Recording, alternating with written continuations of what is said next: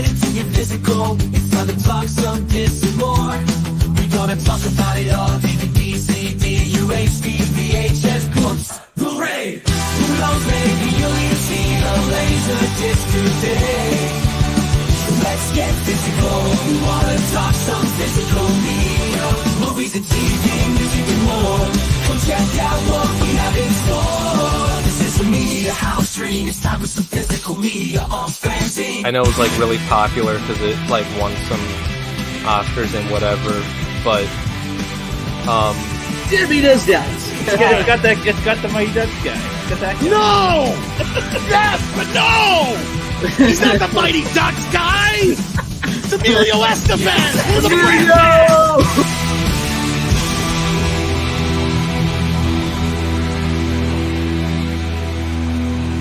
You can never have enough physical media. Yeah.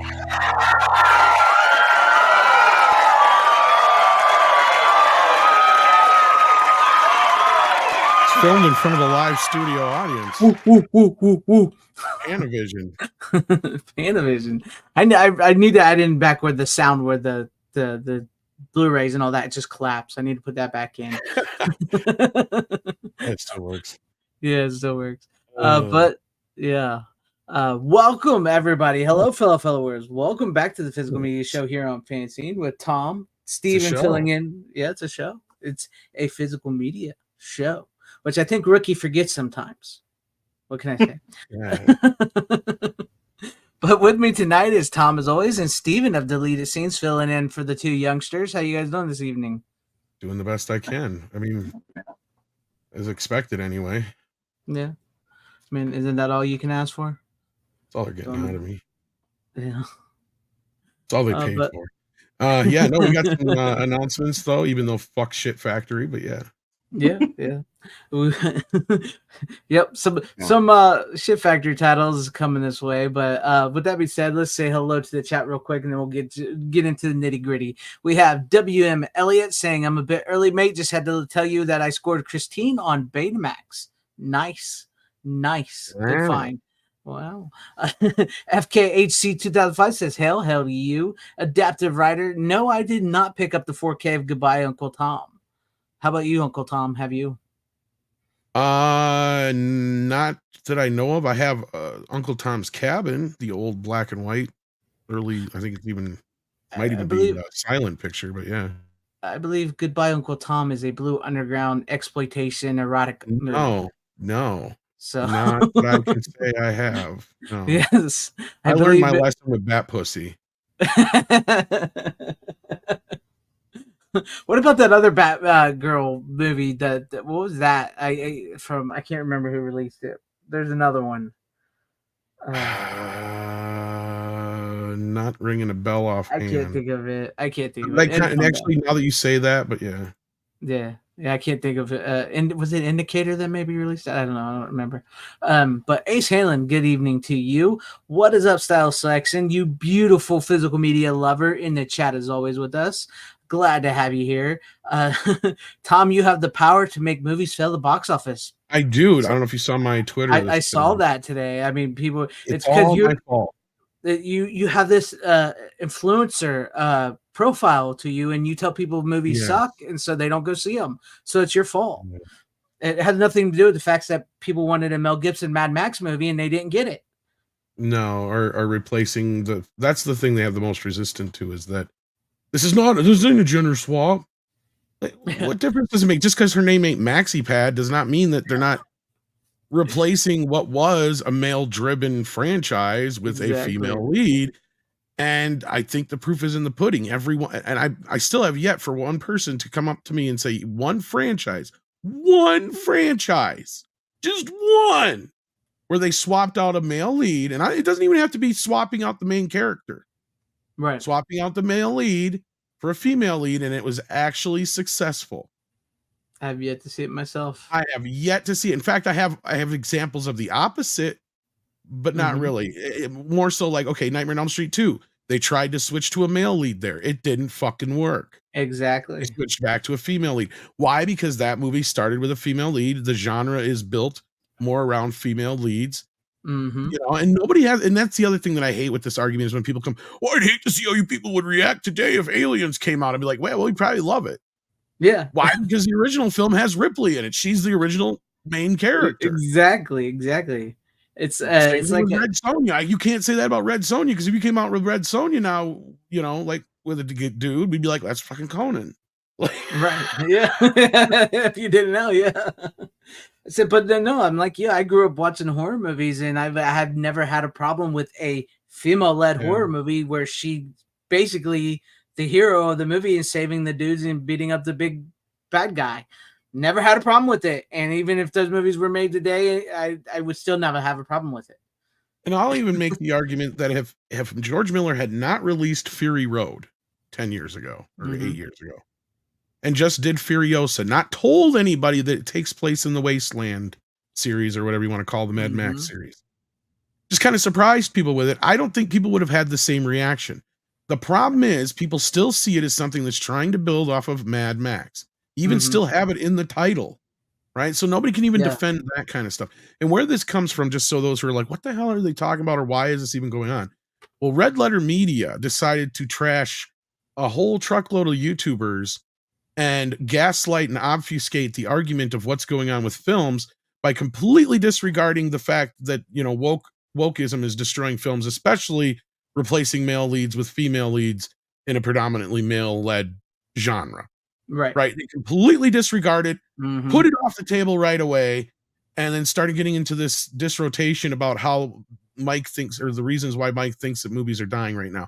It's like, that's great, but all that shit is like 5 years old or farther back. Right. Like, it was relevant then. See, now, because they're not even taking into account things like Barbie. And I didn't finish watching the video. Maybe they eventually did. But after Mike got started, I'm like, I've done this research 5 years ago. Yeah. And that's how old this research that you're doing is now. And you disregarding that fact is the biggest problem of all, because it all leads down to that same pit of despair that we're in, that Disney put us in, because the business goes as Disney goes. It tends to be in the last 25, 30 years. So in this case, since Disney has just decided we're going to buy all in wholesale on this woke thing, honestly, you can make an argument that movies like Garfield are doing better because of that. I am surprised how well Garfield has been doing, because I didn't think Garfield still had that kind of power. Me too. Especially with everybody like backlashing against Chris Pratt as the voice and the previous two movies. So, especially the last one. I mean, the first one was passable, but that Tale of Two Kitties one, I felt bad for Tim Curry and Bill Murray. I'm like, my God. Yeah. But what's up? Hey, random Brad. Anyway, rant over. Yeah, hey, I love the rants. It's what this show's for, man. That's why we're here. Random Brad, what's up? What's up, Cowabunga dude? Glad to have you with us. Hail, Bryant Barth. Corleone Rogue, hello to you. Good evening, good sir Tyrell 72. Super Tom. Let's see who else we got out here. I think that's it right now. Yes. So Red Lead Meter stinks now. Shame on pity. I really like their two videos in which they expose what happened. To be honest with you, and I know this is more just me than anybody else because I like VHS. I really got aggravated with them with that Nuki VHS video they did. I get their point, and I agree with them about how a VHS grading is bullshit and that's ridiculous, and nobody should be paying that amount of money for them. But when they destroyed all those Nuki tapes, that really upset me.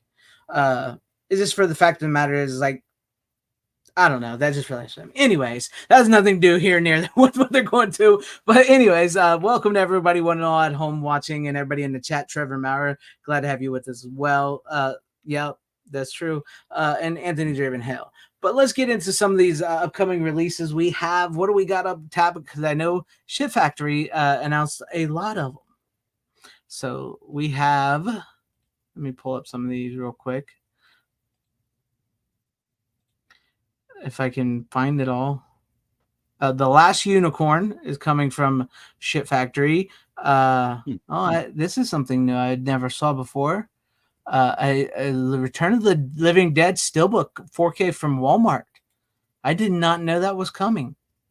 I wonder if is it the Shit Factory Just one? the shit, probably the Shit Factory. They've been Yeah, it doing does say Scream Factory. Yeah, because okay. there's another. They've been doing this lately where they're re-releasing or re-putting out. This kind of pisses me off too. If I was a collector, if I would have spent a bunch of money like I did on some of these bigger box sets back in the day, where was this steelbook when I bought my shit? Right.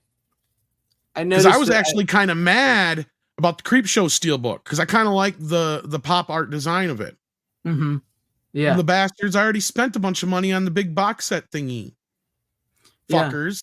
Like, and this is another reason to hate Shit Cast or Shit Factory. Sorry. I know Whatever. what you mean. There's yeah. Yeah, I know what you mean. But yeah, I've noticed they're doing that too because, like, I've noticed here lately they've been announcing steelbooks of movies they released like 2-3 months ago. Like they announced a new steelbook of Point Break? Now Return of the Living Dead, which I just saw, and which is apparently exclusive only to Walmart as this steelbook.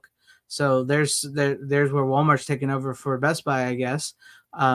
But I know we're getting Delta Force from Ship Factory, Bill and Ted 2 and 3 on 4K, and a big box set of all 3 movies. Yeah, which kind of pisses me off too, because I already have the import of the 4K of Bill and Ted 3, which I'd be interested in getting the new one since it has Dolby Vision and stuff like that on it, and it supposedly is a new, probably a higher resolution version of the 2K Master. Because let's not beat around the bush, this is going to be a 2K upconvert. Yeah. So I'm not going to be quick to jump on that, and I don't even know if any of the special features on there are even new. And I don't think they put anything new on Bogus Journey. I'll get Bogus Journey for sure. Yeah, I want to get Bogus Journey. But I ain't buying their box set thing because there's nothing new or special about it. And I'll wait till Face the Music goes on sale. I ain't spending $40 fucking on that movie. I spent half that importing it. Jeez. That's insane.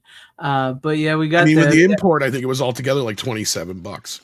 Yeah, or something like that. Like it was $7 for shipping, $20 for the disc. I know I never picked up the 4K of the first one because you said it was not as. It's the same thing. You might see now. Somebody for you'll benefit from the box set, especially when it goes on sale. Yeah, because Lord knows yeah, I ain't buying that right off the bat. No. But I was thinking about it's the same exact scan that the Studio Canal version has, which I'm not even 100% sure comes from the negative. I think it does, but the color timing is so drastically different from the other versions that have been out there for years. I'm questioning which version has the proper color timing now. Yeah, because it seems like now the ones that we've had, and it could just be suffering from the blue wash syndrome that everything had for a while there, because that's what it seems like. Is it's not as blue heavy, it's more green heavy. So I don't know. Studio Canal has that problem. They kind of have like this film over where everything turns kind of green and yellow. It's weird. And Shout Factory used the same exact scan and all that, and I thought maybe they'd do a new recolor timing it and all that business, but nope. No, I checked it. It's like bit for bit the exact same thing. Yeah. Yeah. So I may pick up 1 and 2 at least. I don't know. We'll see. I mean, again, like I said, if you can get the box set for a deal, I would. But I already got the other ones. I'm just gonna get Bogus Journey, and that's it. Like, there's a couple of the stuff they put out, but I'm gonna order them through my normal avenues. Nothing is coming out with anything special that I need. I don't need a Poltergeist 2 poster. No, I don't need that. Yeah, there you go. Poltergeist 2 on 4K is coming, which is one I do want. Death to Smoochie is coming out on Blu-ray. Yeah, that's nice that's finally getting a Blu-ray release. I mean, the internet kind of made that one happen, so good for you guys. Yeah, I'm sure. Did we cover the Arrow titles last week, or did we didn't even know about them? Did we? I don't think so. I don't think we got to them yet. I know we're getting Silence of the Lambs from Arrow on 4K. We're getting Desperado on 4K and the whole Mexico trilogy of El Mariachi, Desperado, and Once Upon a Time in Mexico in a box set on 4K. I can't remember the rest of them. I'm trying to figure it out. I know we're getting Sudden Death, by the way, on Blu-ray. Is it 4K? No, so on Sudden Death with Van Damme on 4K from Kino Lorber. Yeah, I think it's 4K. Yeah. Yeah. Yeah. The other one that took me by surprise, I haven't got a chance to watch this video yet, but In Search of Physical Media. Oh yeah, said that Superman, The Adventures of Superman, the first season is coming to Blu-ray, and I believe he had the scoop before on God, which one was it? Was it the Flash one or something else?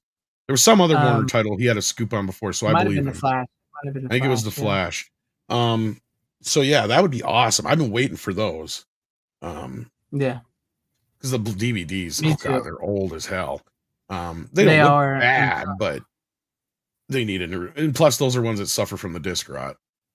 Yeah, some of them that were done in the Pittsburgh place or whatever. They were where the studio. They didn't press the disc right and all that.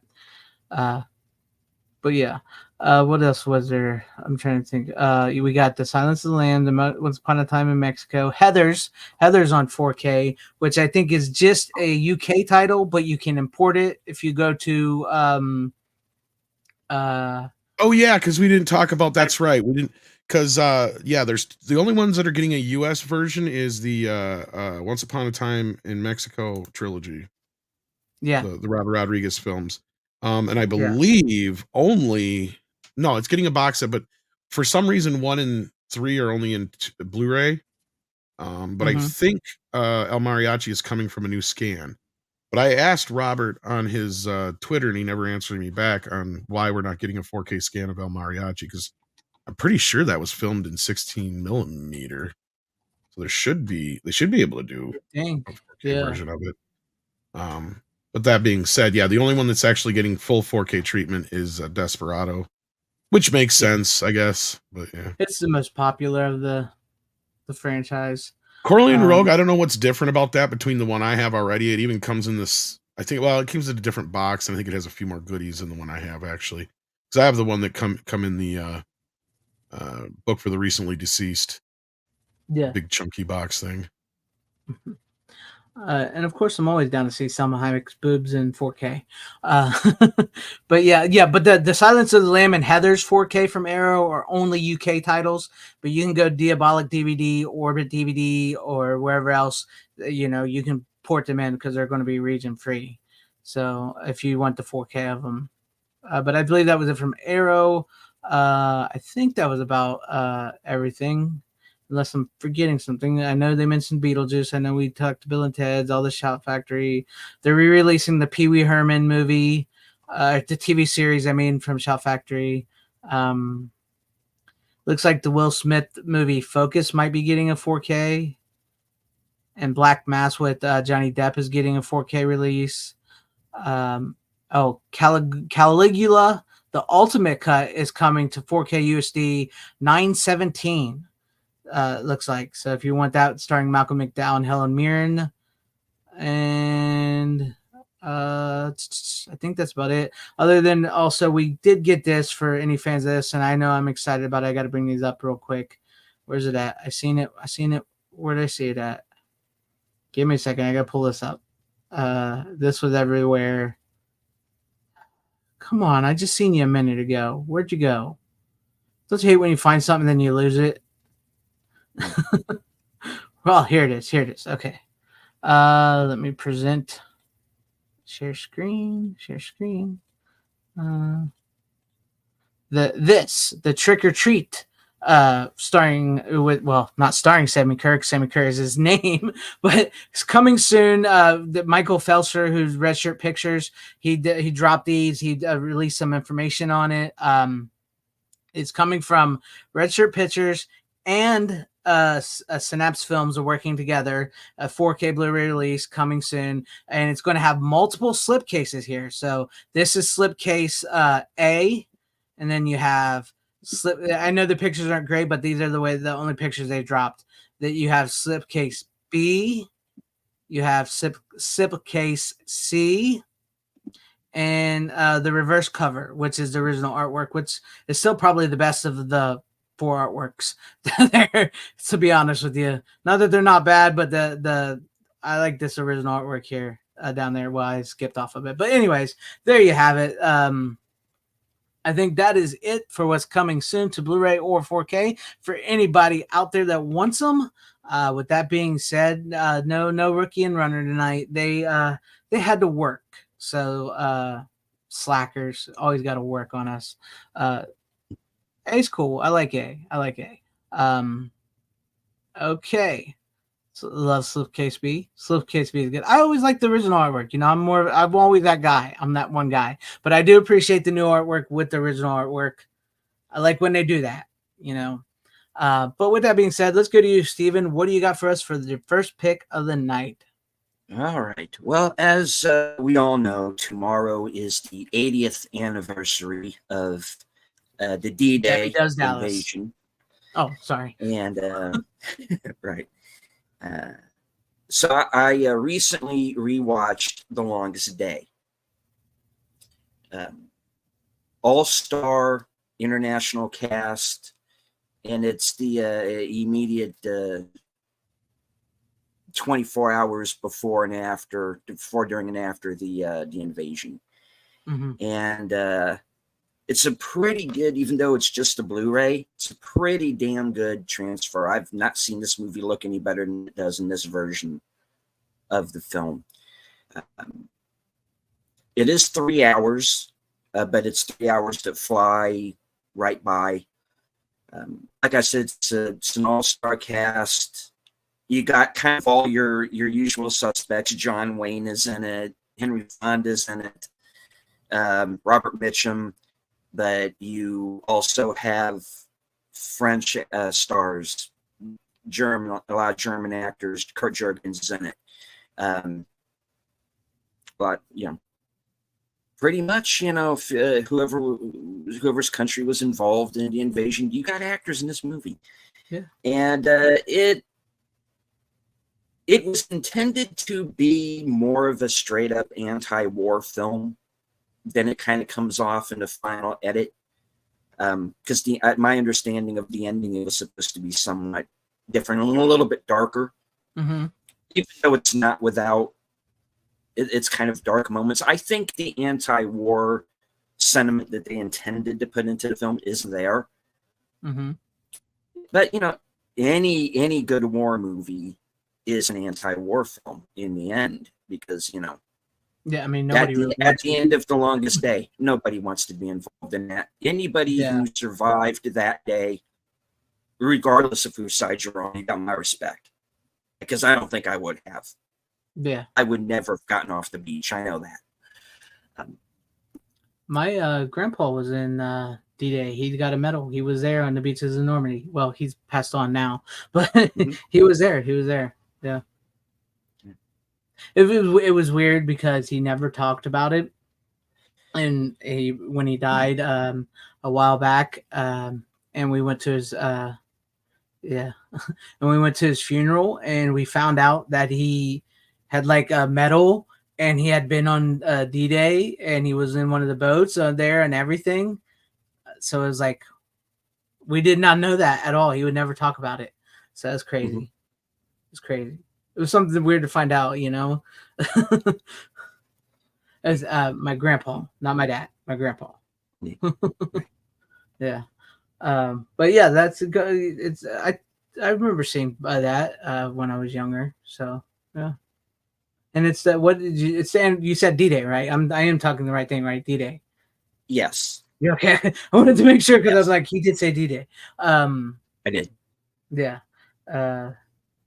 So it's the, what would you say, 27 years or 20? Not 27. What you said it was? The 80th. You said it was the 80th. Why am I thinking 27? 80. Yeah. Yeah, 80. Yeah. So that's that was, it felt. I can see why you watched that. Yeah.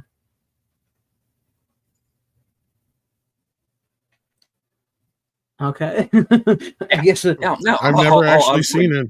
Oh, really? Yeah, I don't think I have.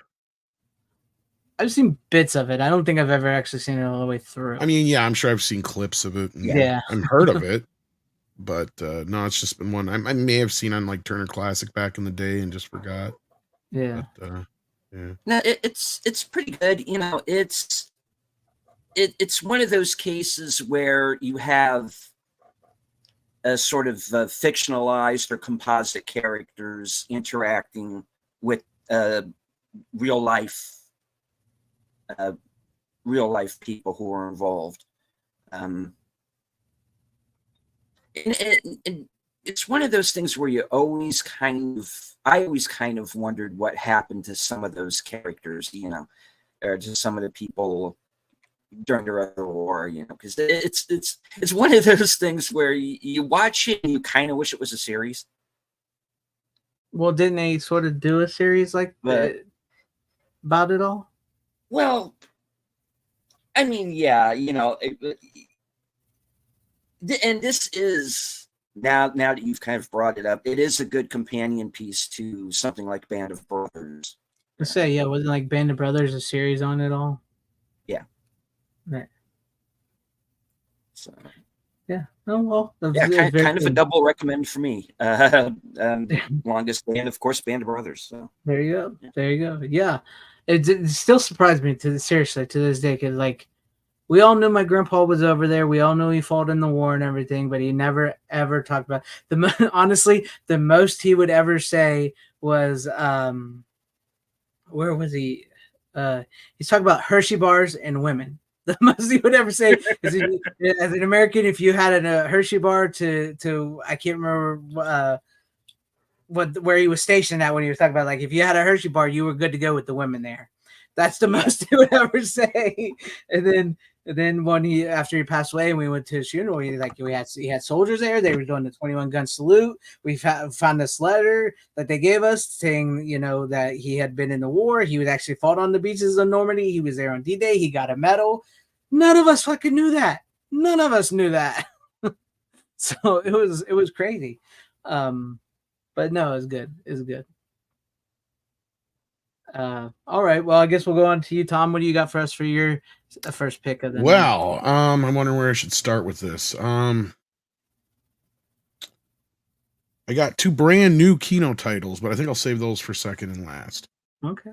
First things first. This is an older release, but I was thinking about going to see the new movie, which opens this weekend, so that probably spoils it. But it's in one of the worst covers ever made for movies, Bad Boys 1 and 2. Start with. I still don't understand why, and I don't think they've ever fixed this. I don't even know if there is like actual individual releases of Bad Boys 1 and 2 on 4K. I think this is the only way they've ever released it, unless somebody else knows, because it's the only way I've ever seen it. So yeah, you get the 2 movies in these weird sideways books. You open them up like so. And these are early 4K releases, so they only have HDR, but they do have Dolby Atmos, and they look pretty good. They sound good. All the special features are on the Blu-ray. But yeah, no, I can recommend it, especially if you can get it for a decent price. If you're a fan of the films, the first movie really shines on 4K. Second movie pretty good, but you can tell there's a lot of bits that are either up converted or from a secondary or third source because they're just not quite as crisp. But that movie I think was filmed on film still, being it was 2003, I think it came out. 2004, something like that. But yeah, no, I love the first film. Part 2 or part 3? I haven't got to that one yet. This one came out 2020. And this one is an up convert, which is weird because these are 4K native. This one's an up convert. And it claims it has IMAX enhanced image and sound, which nothing happens to the picture. So I don't even know why they say that. But thanks, guys. But no, like as far as the movies go, the only one I don't really care for is part 2. And that's just because it feels the most like a Michael Bay film. And then part 3 kind of helped make part 2 retroactively better because it picks up with characters and things from part 2 to kind of wrap back around. And I mean, I was always a fan of the films. When I saw the first one in theaters, I was blown away. I said, this Michael Bay guy is going places. I know. I remember liking the first one. The second one, I didn't care for. I didn't, and so I haven't seen the third one yet. Still though, but I did enjoy the first Bad Boys. The third one's fun. It's different director, even though Michael Bay has a cameo in it. Of course. Yeah, but the problem with part 3 is that it feels like it was filmed on video or shot on video. There's some shots that feel like they were shot in like high frame rate and stuff like that. Mm-hmm. It looks too smooth. Yeah. But the movie itself is pretty good. So like, you know, the first, it's kind of funny because if you think about these movies, they've done like one every 10 years almost. Yeah. This new one coming out tomorrow will be the first time they've done one within a matter of a couple of years of the last one. And this new one is actually going to tie into the part 3 because they do kind of leave you somewhat hanging at the end of part 3. And I'm not going to get too much into spoilers, but of course, first film is pretty basic. Funnily enough, I was reminded again that Martin Lawrence got top billing in the first film because at the time it came out, Will Smith wasn't a movie star yet. And he still gets top billing in the second film, evidently, too, but not in the third film. No, yeah, of course, not in the third film. Yeah. Which is funny that he got it for the second film. I thought that it had changed around by then. The first movie is about a couple of Miami drug cops, and they get wrapped up in a murder mystery after one of the biggest busts they ever pulled gets stolen from the police impound.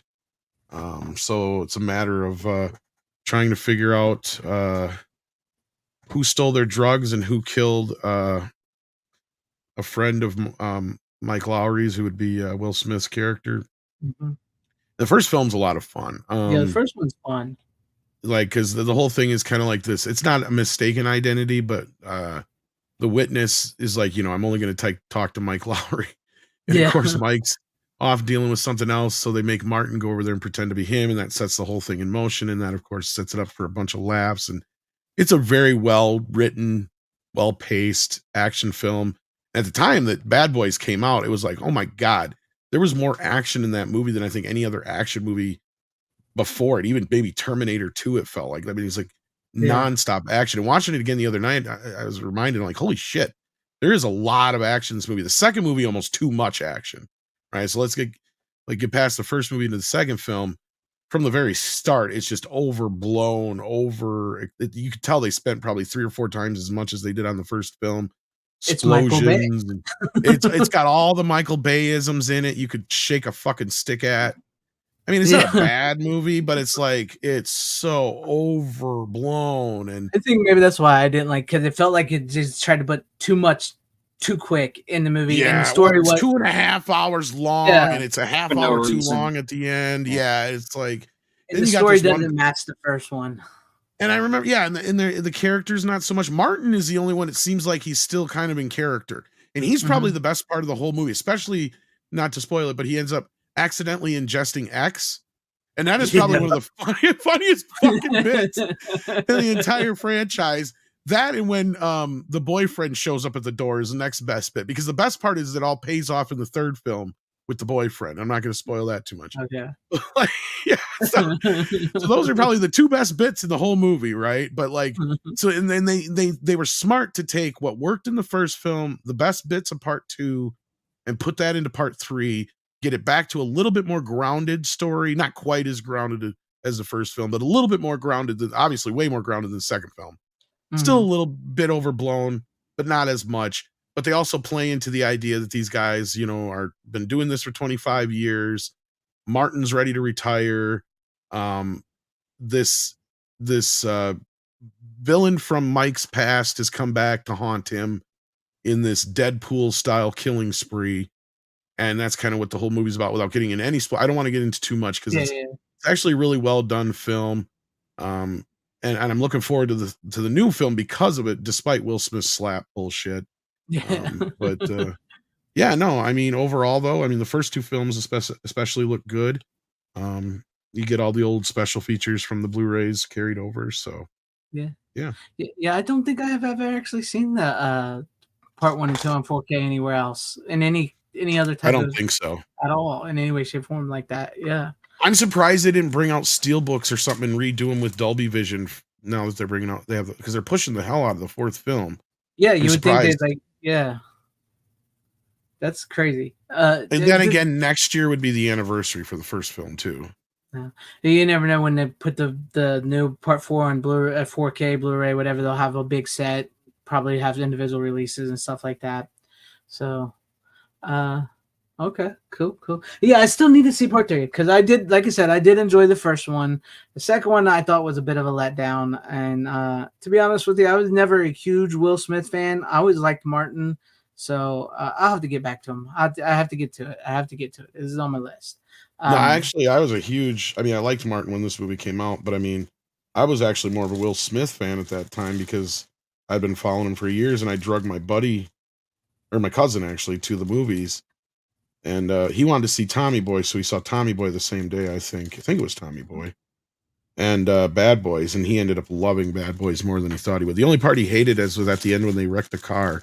He's like, I hate that when they do that in movies. It's like, you do know that's probably a fake, right? He's like, Yeah. I don't care. You know, they got like a dummy car and a hero car. Yeah, that's how you're supposed to drive scene. Yeah, that really irked him. I mean, I know it's not that I hated Will Smith. I was, I don't know. I kind of always liked Martin. In the beginning, Yeah. so that was just Well, me. they kind of always had Will as kind of a superhero of sorts and like a super cop in the Mhm. movies. So that's what I like about the third film is it kind of plays into that whole thing about him being the bulletproof Superhero type cop. superhero type cop, yeah. Yeah. And how he and not to spoil it too much, but like the whole thing gets set off because he gets gunned down, Mhm. So Yeah. but that also kind of plays into what it goes on with Martin, because as he's waiting for him to try, because he's touch and go at first, so Martin ends up making this deal with God that if Mike Mike makes it, he'll never bring any violence into the world again. So the whole rest of the movie is like them playing out this idea that Mike, or that not Mike, that's the other character. Martin Lawrence's character. I always forget his name. Marcus won't fucking pull out his gun or shoot anybody anymore or do any of that kind of shit. Yeah. I made a promise. That's pretty much it. He's like, yeah, God gave you that gun. It was kind of convenient. Nice. I want you to use that gun. That sounds fun. It sounds fun. Yeah, it's got a lot of good bits in it. Like, I mean, Will and those two get right back into it again, like like an old glove. In fact, like I said, Will does a better job in this one than he did in the second film. The second film, you can tell he's Will Smith, the movie star, trying to be all suave, cool, smooth shit. This movie, it's not so much. Age is catching up with him. They have the whole deal with this new group of kids that are coming in called Ammo, which is like a new group of like mercenary type cops, and they're the next generation. They got the computer stuff and all that kind of stuff. They're way ahead of the game, compared to what those guys are. So he introduced that too, but all that good stuff. No, it's just sad that Will did this to himself. Or this next film could have possibly been a pretty big film. I'm curious to see how it plays out this weekend. I might go tomorrow. So if I do, I'll let you guys know what I think next week. So yeah. I mean, I think it's liable still. I mean, I know what he did with it, but I think there's enough fans of the Bad Boys movies that they may go see it. I mean, it's probably going to make more money than Furiosa, but so we'll see how it plays out, right? I don't know. Martin Lawrence, I just think his career kind of went on the downslide, and when that happens, they tend not to get a lot of work. And well, he actually he had some health issues, didn't he? That too. I mean, I guess some of that got overblown. His big thing that really kind of came in between his career and everything was when he had that big freak out.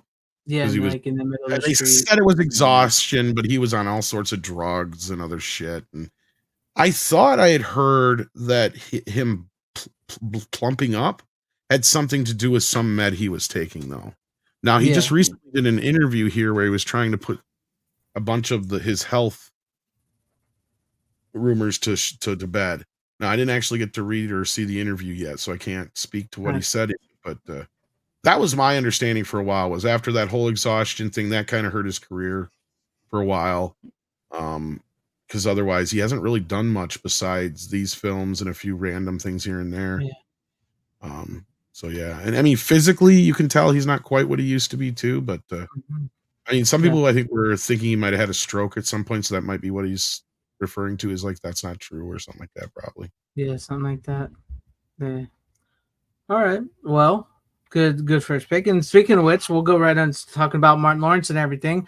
You've talked about Martin. you've talked about these before, so I finally went ahead and I watched House Party House 3. Party. I got all the house parties. House party over here. Yeah, We're gonna make House Party 2 look like House Party 3. I wish I would have had the ones you have because this sucks. They put them all on. Oh, and you don't have Yeah. those, so you don't have the open map versions. Yeah, well, it says where does it say? Widescreen 16.9, 185 1 for House Party 1, 2, and 3. Then House Party 4 is 16 by 9, 178 versions.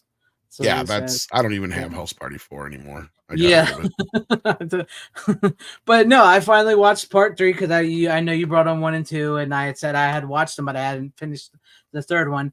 I actually really dug the third one more than I remembered because I always liked Yeah. 1 and 2, and the third one I always kind of had a like, yeah, well, it's all right, and I really enjoyed it. I don't know why I put it off so long, but it was great. You're right, Bernie Mac still says every scene he is in.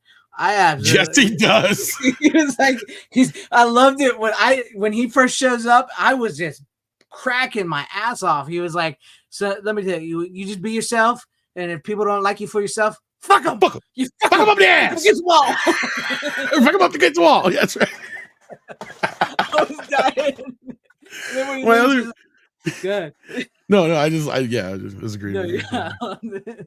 yeah. Then when like kid leaves and he goes to talk to Robin, his dad, and he looks up, he goes, "You raised a good boy there. Good boy. Need to get a tan though.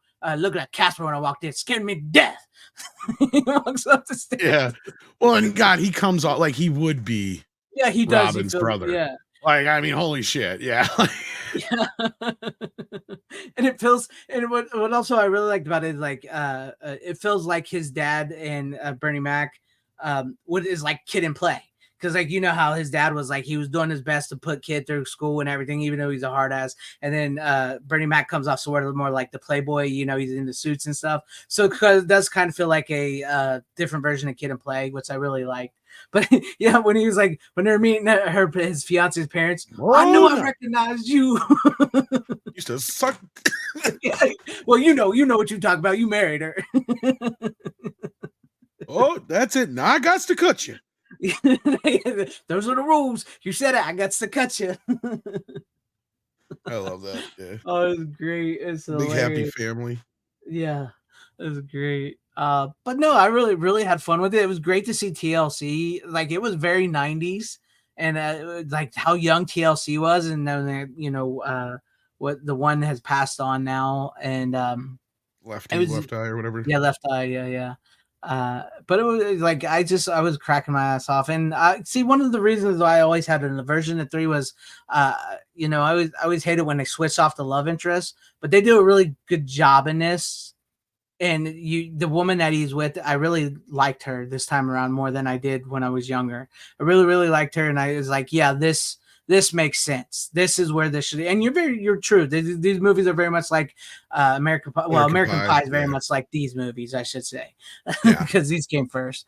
But yeah, it was fun. Yeah, and she was limited on the time. I know that was part of the reason because even Martin turned it down because of the show, Mhm. and that's where I think the Bilal character, or whatever, come into play. Yeah, Stinky. And that's basically where or Stinky or whatever. Yeah, because he's basically just same character. They even have it's like they didn't even change out the joke, right? Because that was always his joke, is that he had bad breath. Bilal did. Yeah. But yeah, no, she's in the decent amount of the film considering for just a minor cameo in it. But yeah, no, plus you also get like the ability to meet the family and all that kind of stuff, because at this point, obviously, he would have met the family and shit. So like, it's kind of that way you can kind of do the whole thing over again. And how many people really do stay together after high school and into college and stuff like that? There's a very slim margin of people that survive that. So it's more realistic in that sense. I enjoyed it. Now we need to get him on Blu-ray or 4K and Class Act. Did we lose Yeah. Greg? Oh no, there he is. Everybody's Speak to me, quiet. lad. Am I here? Yeah. Can you hear me?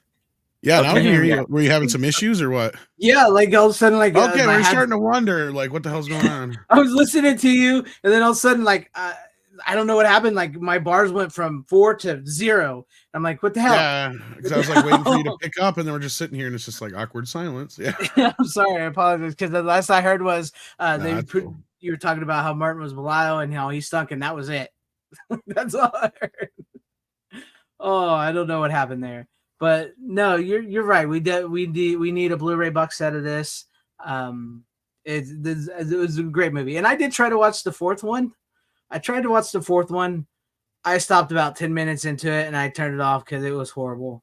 It was bad, especially after watching the originals. It was like, no, I can't do that. I can't do that.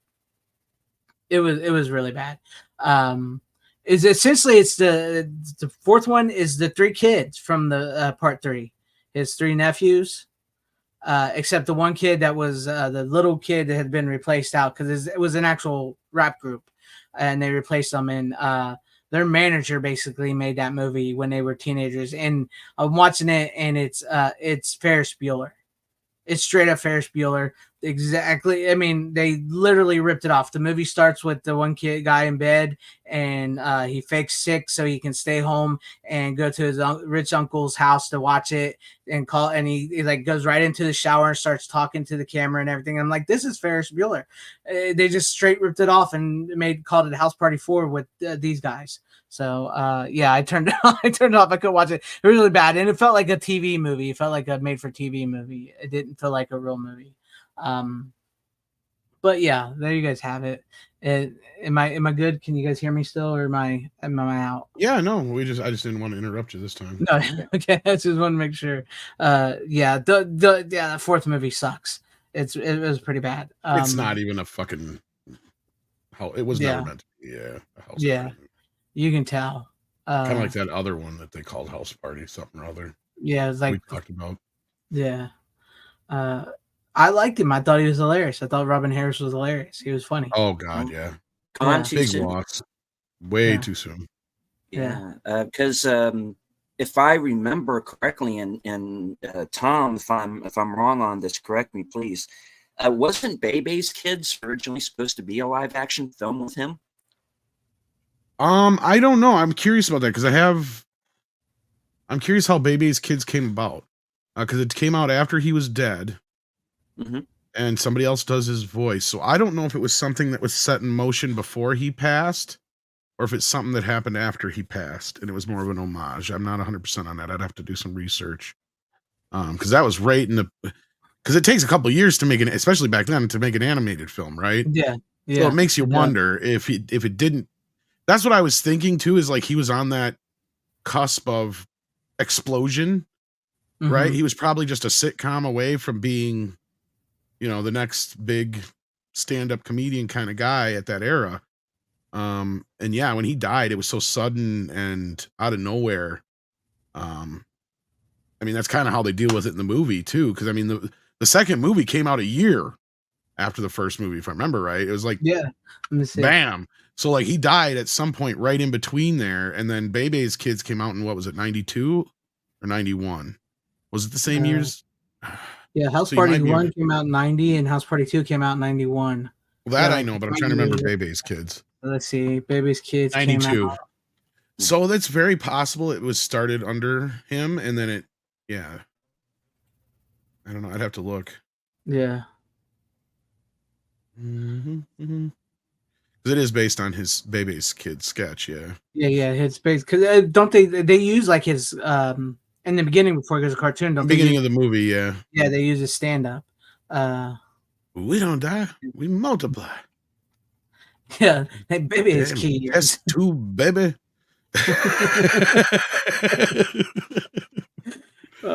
No, but it was like you're dead right. Like Bernie Mac is his brother, straight up. You could tell. He knew what he was doing. He stills that. He stills the movie. Honestly, it's great. I loved it. I just really I didn't I that's why I put it off so long, because I remember as a kid when I watched the all three of them and stuff growing up and everything. I always thought the third one was like, yeah, the third one. And then after I watched it this time around, I was like, I judged this too harshly when I was younger, because it's really good. And it's probably one of the more funnier of the three as well. You can tell they actually worked on the storyline a little more. From like each movie got a bigger, like the storyline was actually more focused. So that I enjoyed that. I enjoyed that. Yeah. Because the first one, like we talked about, is just these kids throwing a house party and there's meeting the girls and everything. And then second one, they go to college and all that, and that's it. So it really works. But according to Brian Barth, and yes, the feature film was in pre-production, he said. So yeah, maybe 2 years after his death, but yeah, it came out. Yeah. Real quick before we get to deleted scenes, is Christopher? Oh wow, he died, I think, even before House Party came out. I think it says here he died March 18th of 1990. Yeah. Wow. When did I think House Party came out? Was that summer? I think so. Wow. It had just come out when he died. It came out March 9th. I didn't realize that came out so close to Ninja Turtles. Boy, they had a damn good month in March. Yeah. Mine did. March of 1990. They're like, we're in the money. Yeah, I thought that was pretty funny though too, in that they switched the tapes, because like at the kids' bachelor party, they're watching Ninja Turtles 2, and the aunt's watching the porno back at her house. It ain't no Ninja Turtles. Ain't no, that's ass, is what that is. Ass is what that is. Yeah. She says no, she's just sitting there eating her food, laughing, watching it. And then all them fat broads are eating biscuits, watching Ninja Turtles.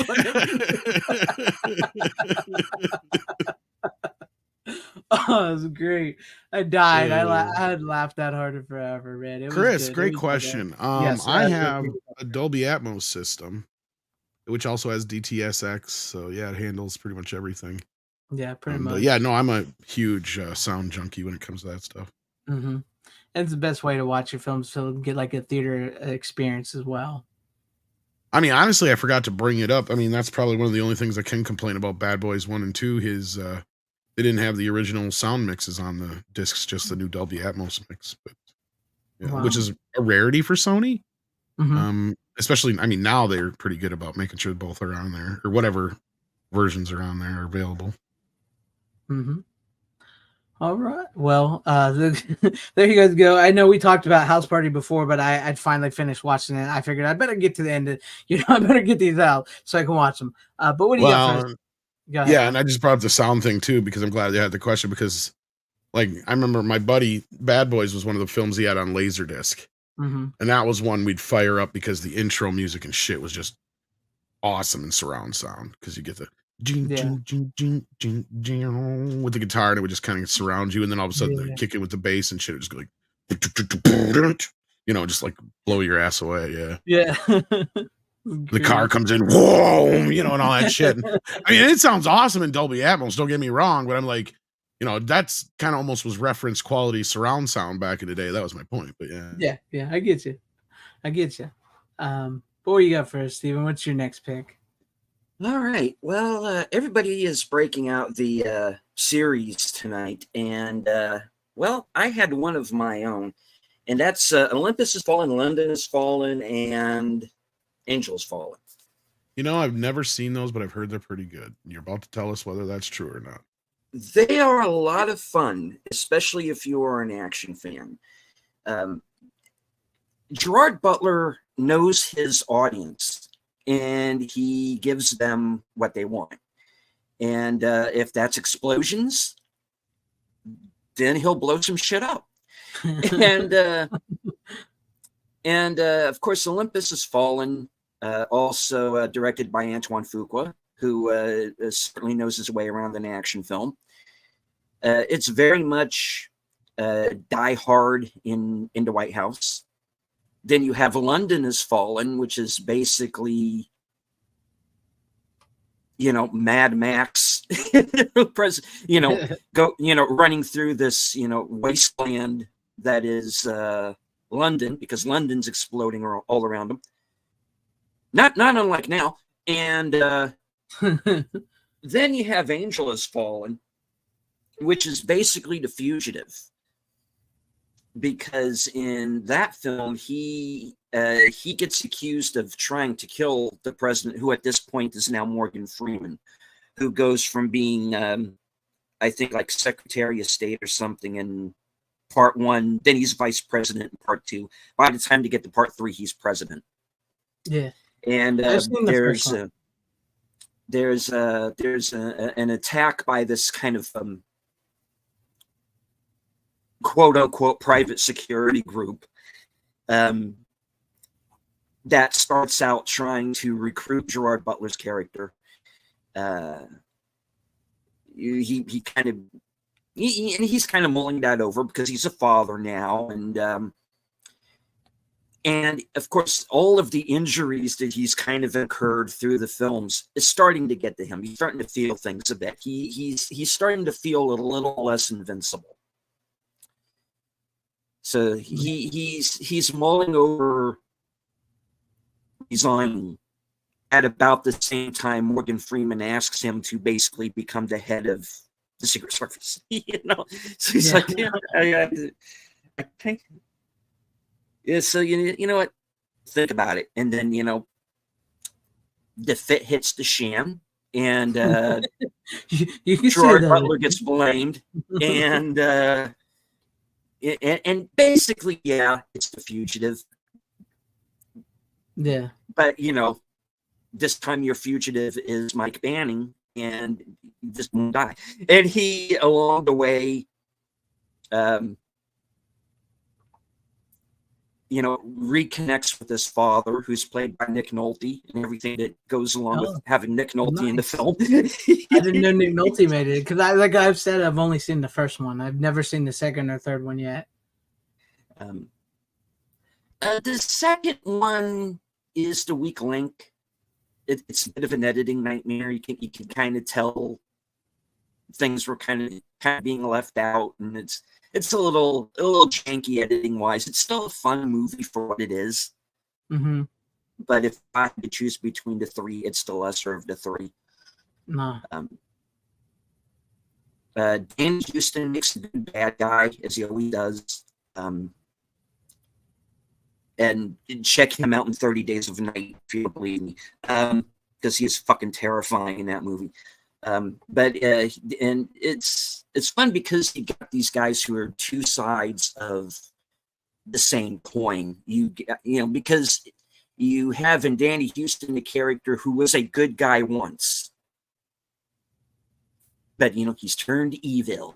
And he's turned.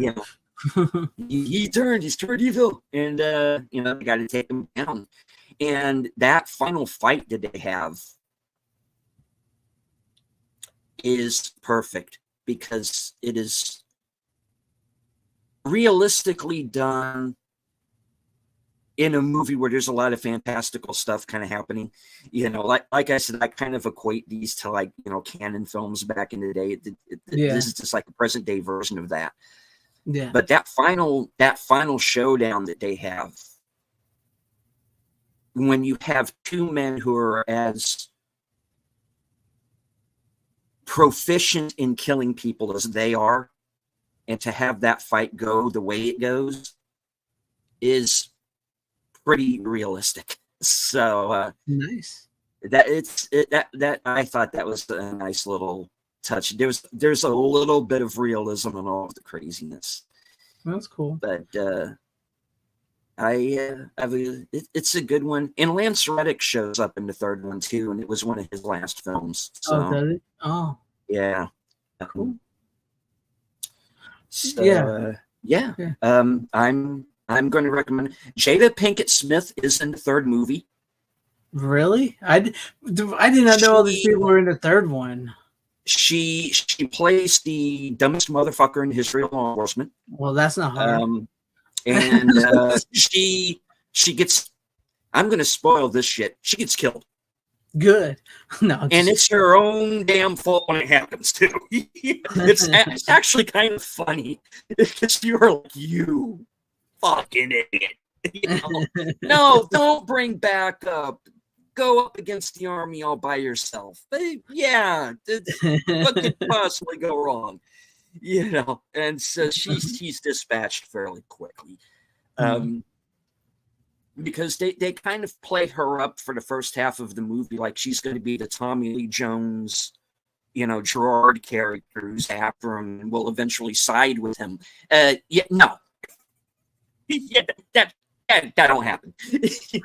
But other than that, it's a pretty fun movie. And you talked about with the house party where there's a character, I guess, in the third movie that gets switched out from the other two. That happens here as well. The actress who plays his wife is different in the third film. That's what I heard. That's one of the things I heard some people complain about that. Yeah, I mean, and not that Piper Perabo is bad in the third movie. She's the wife character who's kind of at home with a baby while all the crazy shit's going on. But it does lose something not having Robin Mitchell there, because you kind of feel like, okay, she's been there for the previous two movies, so she has the history. Yeah. Because it's. I remember from the first movie they have a big connection. Yeah, and it's kind of a shame that she's not in there, but there's the breaks, and I have a lot of fun with these movies. I've watched them all more than once, and I'm recommending them. I get it that they're not for everybody, but I dig them. So cool. I'm gonna have to see this second, but I did see the first one. I remember it, and I do remember this because he says he gets mixed up. Cowabunga said I get him mixed up with the Channing Tatum, Jamie Foxx. That's because they came out at the same time. It was that whole Armageddon, Deep Impact. Type they came out the same. Yeah, they came out at the same time, and the difference was the Channing Tatum, Jamie Foxx movie flopped. It was this big budget action spectacle, and they were the big movie stars, and they had a big budget, and it flopped. The Olympus Has Fallen was a low budget action, old school style action flick that was made on a lower budget, and it actually made money. Yeah. So it succeeded where that one flopped, and that's why it got so many sequels, because they're just these low budget type of action flicks that made their money back, regardless if they came in at number one or not. They made all their money back. Like I said, they know what kind of movies they are. We're this throwback to the 80s. We know we're going to get the Die Hard comparisons. We're going to get the sudden death comparisons, and and they played into that, and it works. Yep.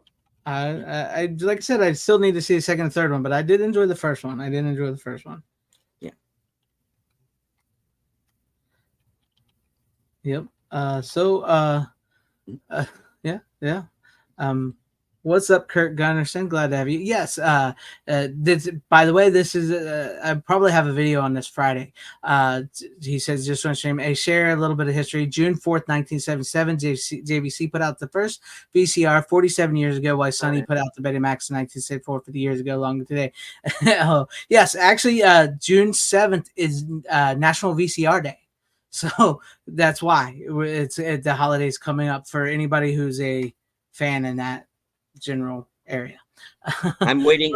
There are so many days now. I'm waiting for Day. Day. Well, that's coming. This is the day when we will celebrate all of the days.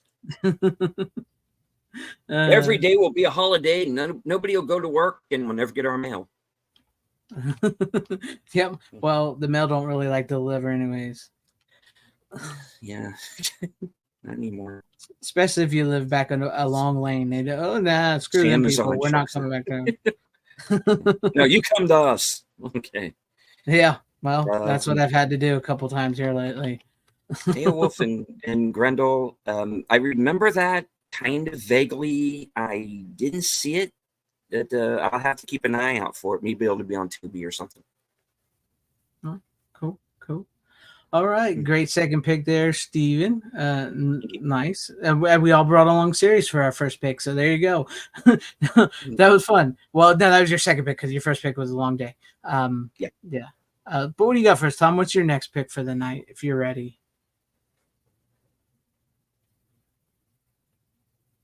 Sorry, I was on another screen there. That was my fault. Yeah, so I got I got a bunch of Kino Lorber this week, but I especially got two of the new films that come out. One that kind of came with very little warning and took a lot of people by surprise, and that's the one I'm going to do right now. And that is the 1992 film Bad Lieutenant from Abel Ferrara, starring Harvey Keitel. And this is one of those premier indie films that really kicked off the indie, or helped kick off the indie era. Mhm. And I remember seeing it when I was way too young to be fucking seeing this. Well, Harvey Keitel, full nudity. And I mean, I watched it because what happened was Cinemax. Okay, there's two different versions of this movie. This Blu-ray only has the one version though. Because as far as the director's concerned, the R-rated cut shouldn't exist. There's only an R-rated cut because of Blockbuster, basically, and then Cinemax showed both versions of it when they premiered it. I think they showed the R-rated cut first, and then later on that night they showed the NC-17 cut. Well, of course, me being a stupid teenager at the time, I just thought it was NC-17 because of, sexy stuff. So back in the day, kids, we didn't have the internet for porn. So you had to find your own ways. And I thought, okay, here's a movie I'm going to record and check it out. It was weird. As a 12-year-old, I didn't quite get it. I didn't hate it, but it was just kind of like, okay, that was not even remotely what I was expecting. Because they made a big deal out of this movie when they premiered it on Cinemax. Like, it was this. I mean, I should have known from the way they were advertising it, basically. But no, so this is the first time I've seen the movie in quite a while. Now, somebody sent me a few years back a Laserdisc rip of this film that had the original music and stuff on it. There's just one song that's missing, and it's still missing. So that's the big question everybody's asking, and I understand why it's missing. And that's because the rapper Schoolie D, the song that they used, he sampled Kashmir by Led Zeppelin and didn't get the rights. Oh, okay. So That chances makes are sense. it will never have the original song in it. Now I have a version that somebody made of so unless they redo that, I mean, I'm just sticking with this. It's just one bit in the movie, and the music that they use in it is, you can kind of tell the scene that it was supposed to be in. But now the movie, what is the movie about? Well, our character, who never is named, he never has a name. In fact, even in the credits, he's referred to as Lieutenant. And that's Harvey Keitel, and it just kind of, it's more or less like 2 or 3 days, maybe 4. I don't know. It doesn't even really explain to you exactly how many. It's kind of just a bunch of events happening, and there's no real basic through line to it, except for it's a really difficult movie to explain. I don't know if either one of you have seen it. I'm assuming Steven I has. have. Yeah, I have not. I was going to say, so Steven knows where I'm coming from. It's a very difficult movie to explain the plot to, because it's a character study. It's things happen, and yes, there is a beginning, middle, and end, and there is events going on throughout, but it isn't a movie where you can go, okay, it's about this, right? Because it isn't about just one thing. There is so much.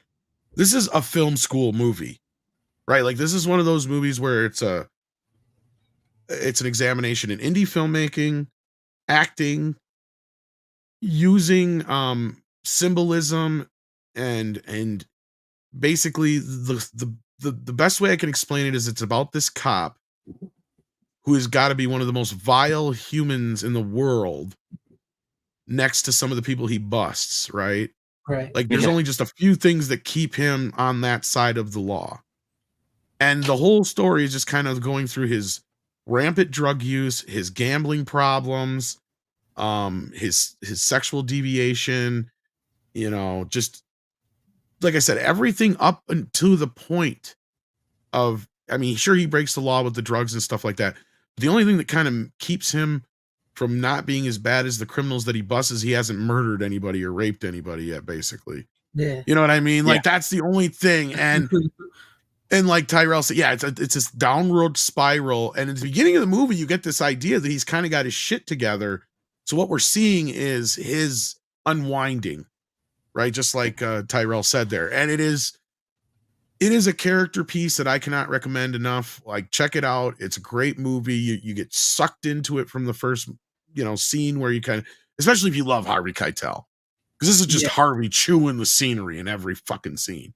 And he does it brilliantly. I mean, it's almost like a one-man show in a way. I mean, of course, there is other actors, but you almost forget that other people are there because nobody really has any real. There's only one other character that really has any real consequence in the film. So that's the only other voice that you kind of remember throughout the film. Otherwise, it's pretty much all just Harvey, and it's not like he's alone, but the people around him, he's so disconnected from everything. If that makes sense. And I don't know if you get what I'm saying, Steven. I get. Oh, absolutely. Yeah. Like it is just, go ahead, please. I want to hear your thoughts on it. It's a real raw nerve kind of performance. And you don't see you don't see a name actor do a movie like this, because Tom's right. He is just so disconnected from everyone, and then he meets, I will put it this way, he meets someone who is a victim of a crime, and it sort of brings him out of this drug-addled haze that he's in, albeit very briefly, and you can see where you can see the good cop that is still buried under all of this shit. Well, it kind of takes that heinous crime for him to finally realize it, right? And this heinous crime that happens, it happens at probably 20-30 minutes into the movie-ish, not quite. Yeah. And it's just something that's kind of going on throughout the film in the background. Because the bigger thing that's hitting you over the head is and this is where I said the only other character, but Steven's right, she's very much a character in the film, although she has very little dialogue. But like the other character would be the bookie guy. Because he's constantly that reminder rapping on his head that you're getting yourself in deeper and deeper and deeper into shit. Right? So like he's the only other character that I remember in the film besides her that really kind of stood out to me. Because otherwise they are just kind of like just people in his life. Like sometimes they don't even do any explanation of who these people are because he just winds up in random places. Yeah. Like he's on a bender and then all of a sudden he wakes up in somebody's living room. Because it is a movie that very much gives off this impression of this is just, anybody who is not like tuned in with the movie is just going to think, okay, this is just random shit happening to this guy that you could care less about because he comes off like he's a scumbag, which he kind of is. But, it's almost like it is a redemption arc of sorts. It is a redemption arc. There's this scene where he has a vision, and you kind of, I guess you can put it that way, a vision. And you kind of get the idea because he is very high when this is taking, he has this vision. And so it's very much, you're left to wonder, okay, was that some kind of divine intervention? Or is he just so fucking high that he thinks that happened? Either way, it doesn't. But either way, it does. Yeah. Yeah, it sets him off on this quest to right this wrong. And that's the climax you're talking about. So just so people kind of know, because this is kind of the thing, is this crisis of faith film. Yeah. It is this event that happens in the movie that kind of twists him, because it's kind of important to understand that, because I don't think it spoils anything to kind of say it, because it's kind of the main plot of the film. So this nun gets assaulted in a very, very bad way. I already said the R word once, so I'm not going to say it again. And at first, Harvey his character almost acts like nonchalantly about it, right? Like it's, almost intrigued, if not turned on by the idea. Yeah. And I think that's what it is. It's like this guy who's hit rock bottom of sin. Like this is as far as he's going to go with sin. And it's almost like he's realized that the devil is now on his back, right? Like it's now too late for him to go back. But it almost feels like he has this divine push, like Steven was saying, to do something about this, even though, because the whole big thing is predicated on the nun knows exactly who did it, Yeah. but she won't turn him in. See, so like that's kind of the whole big teeter-tottering thing in the film, that they're still trying to solve this crime without the help of the victim, right? Like, Right. and all these things happen, and Steven kind of gave away a big twist, not give it away, but he kind of got to the point where the big twist in the film happens. Because that's the thing, because you're following the character to this point, you're like, where is this going? Where is this going? You're constantly on this point of, okay, I'm with these characters. I don't really like this guy, but something's changing about him. Something's going on in his world. Because like I said, you see throughout the first part of the movie, it's almost like the world has been enabling him for so long. And like Steven said, this is finally his wake-up call to snap out of it and say, you're not this guy that you have become. You can make a difference. You can do something, even if it isn't exactly what you think it is. Right? So like the ending is one of those endings where you're just like, huh. Yeah. And I'm not talking about the very, very ending. I'm talking about the events that lead up to the very, very, very ending. Right. So you're kind of like, okay, this is really making me think. What was the motivation here behind his doing this? Was it because of this supposed divine intervention that he's thinking he's having? Is he doing this because he knows what's going to happen next? Because as the audience at this point, you can kind of surmise from there what's going to go down. And it does. It happens without any real fanfare. And the way that they bring it about, you're really like, oh my God, this guy could have really been a pretentious bastard. But because he wasn't, I mean, the movie comes off like a brilliant, perfect garage band album. You know, like that album. Nice. Like it's not perfect. It's not glossy. It's not full of, 10 layers of tracks or anything like that. It's a simple 4-track recording of these guys in a garage giving their fucking all into this. And you can feel it bleed through the movie, even though you hate almost every single fucking character in the movie except for like the nun, basically, right? Like that's the only character I mean, there's a few random characters here and there that aren't so bad, but they're just like random, right? Like I said, they have no real weight or value in the film until you start to go back through the movie. And I really want to watch it again to kind of reevaluate some of the other characters, because I'm sure there's a lot of symbolism in here. I'm sure there's a lot more deeper diving into the theological elements of the film, because especially when you look at a movie that is quote unquote this dirty, like you got to be like, okay, there's definitely something underneath here that this director is trying to say with this that is much deeper than I'm even getting on this first viewing. Well, it's a reviewing for me because I mean I barely remember it from 30 years ago, but yeah. No, again, I can't recommend it enough. It's been at a decent, nice price. It kind of came as a surprise from Kino. They got it out fast. I was very surprised because I mean we just announced it like 3 months ago, not even very long ago that we announced it. No, I know, it just kind of came out of nowhere and they already dropped it this week. So yeah, and it's got some special features. I have not had a chance to check out any of them, but I know this has not had a lot of love on Blu-ray and DVD in the past, so it's about time it gets it. Nice. I've heard things about it, but I've never seen it, and it's now I kind of want to see it because I've never seen it. You made me really, really want to see this movie. I mean, it's a decently priced. If not, this. just wait till it comes on sale for one of the Kino sales. I mean, it just came out this week. I think it might be on sale on the Barnes and Noble.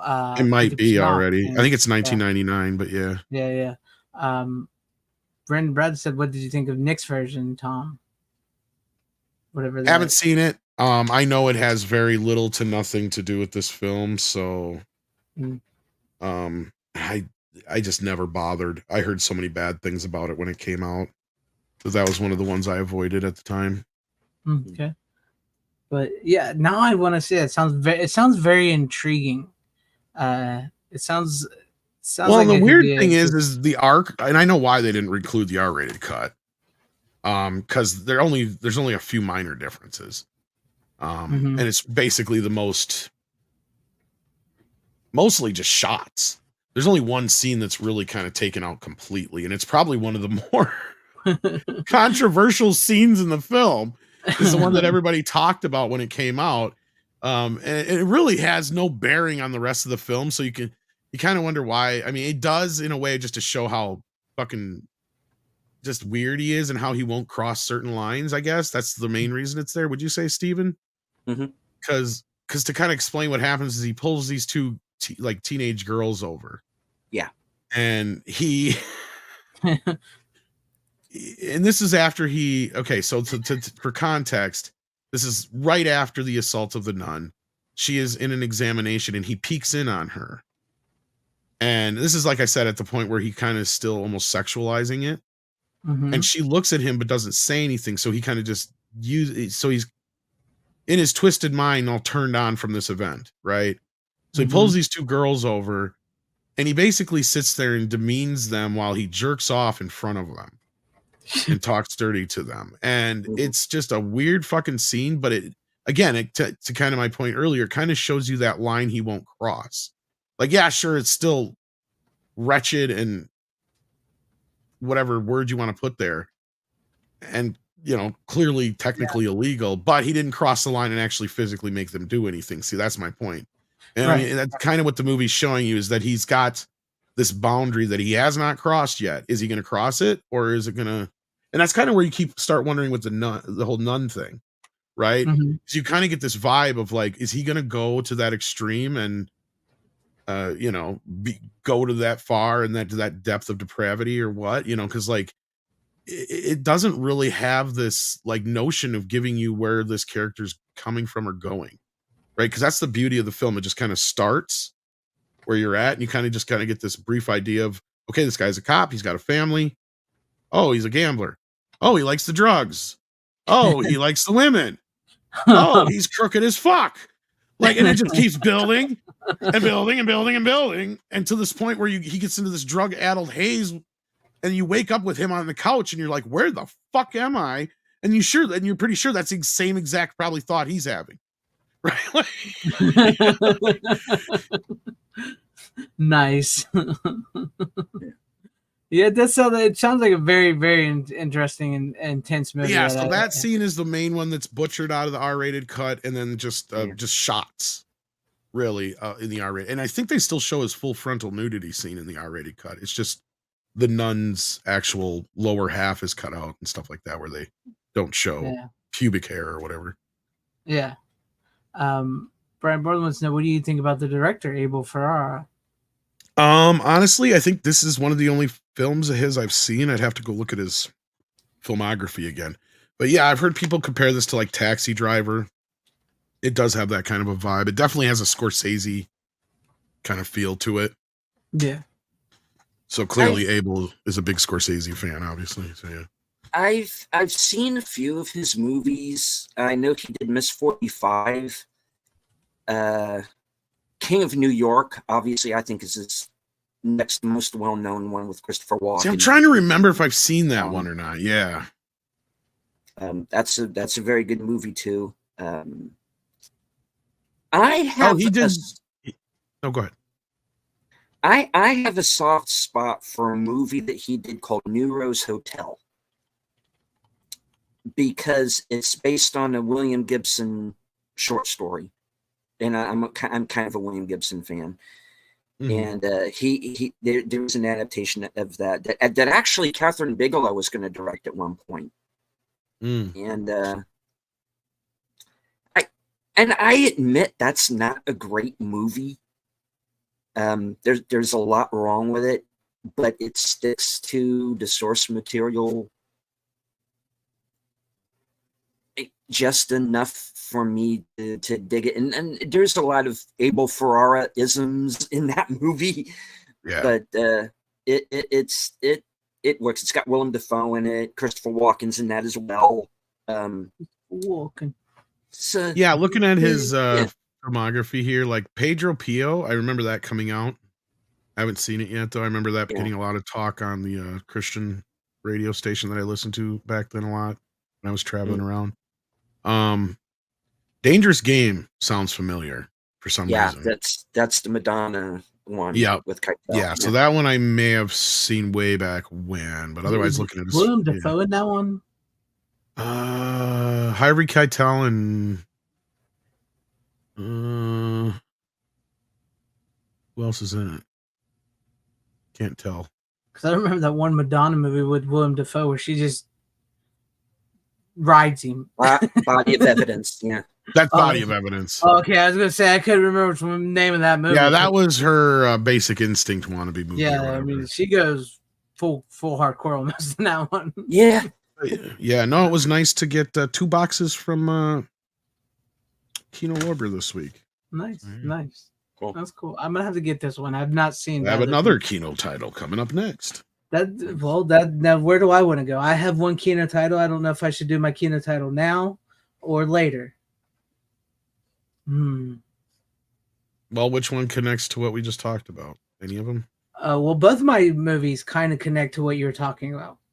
I'll toss it up in the air and pick them. In the sense of like one's a Kino title, but it's not really connects to the Bad Lieutenant. It's a Kino title, and one is you mentioned Cinemax and stuff like that. Kind of relates to that. Go with that then. We'll stay in the Cinemax. It starts with like with the Skinemax. It kind of goes along with the Skinemax. Yeah, because I can't think of Bad Lieutenant without thinking of Skinemax. Okay. Well, I'll go on to that one if you're ready.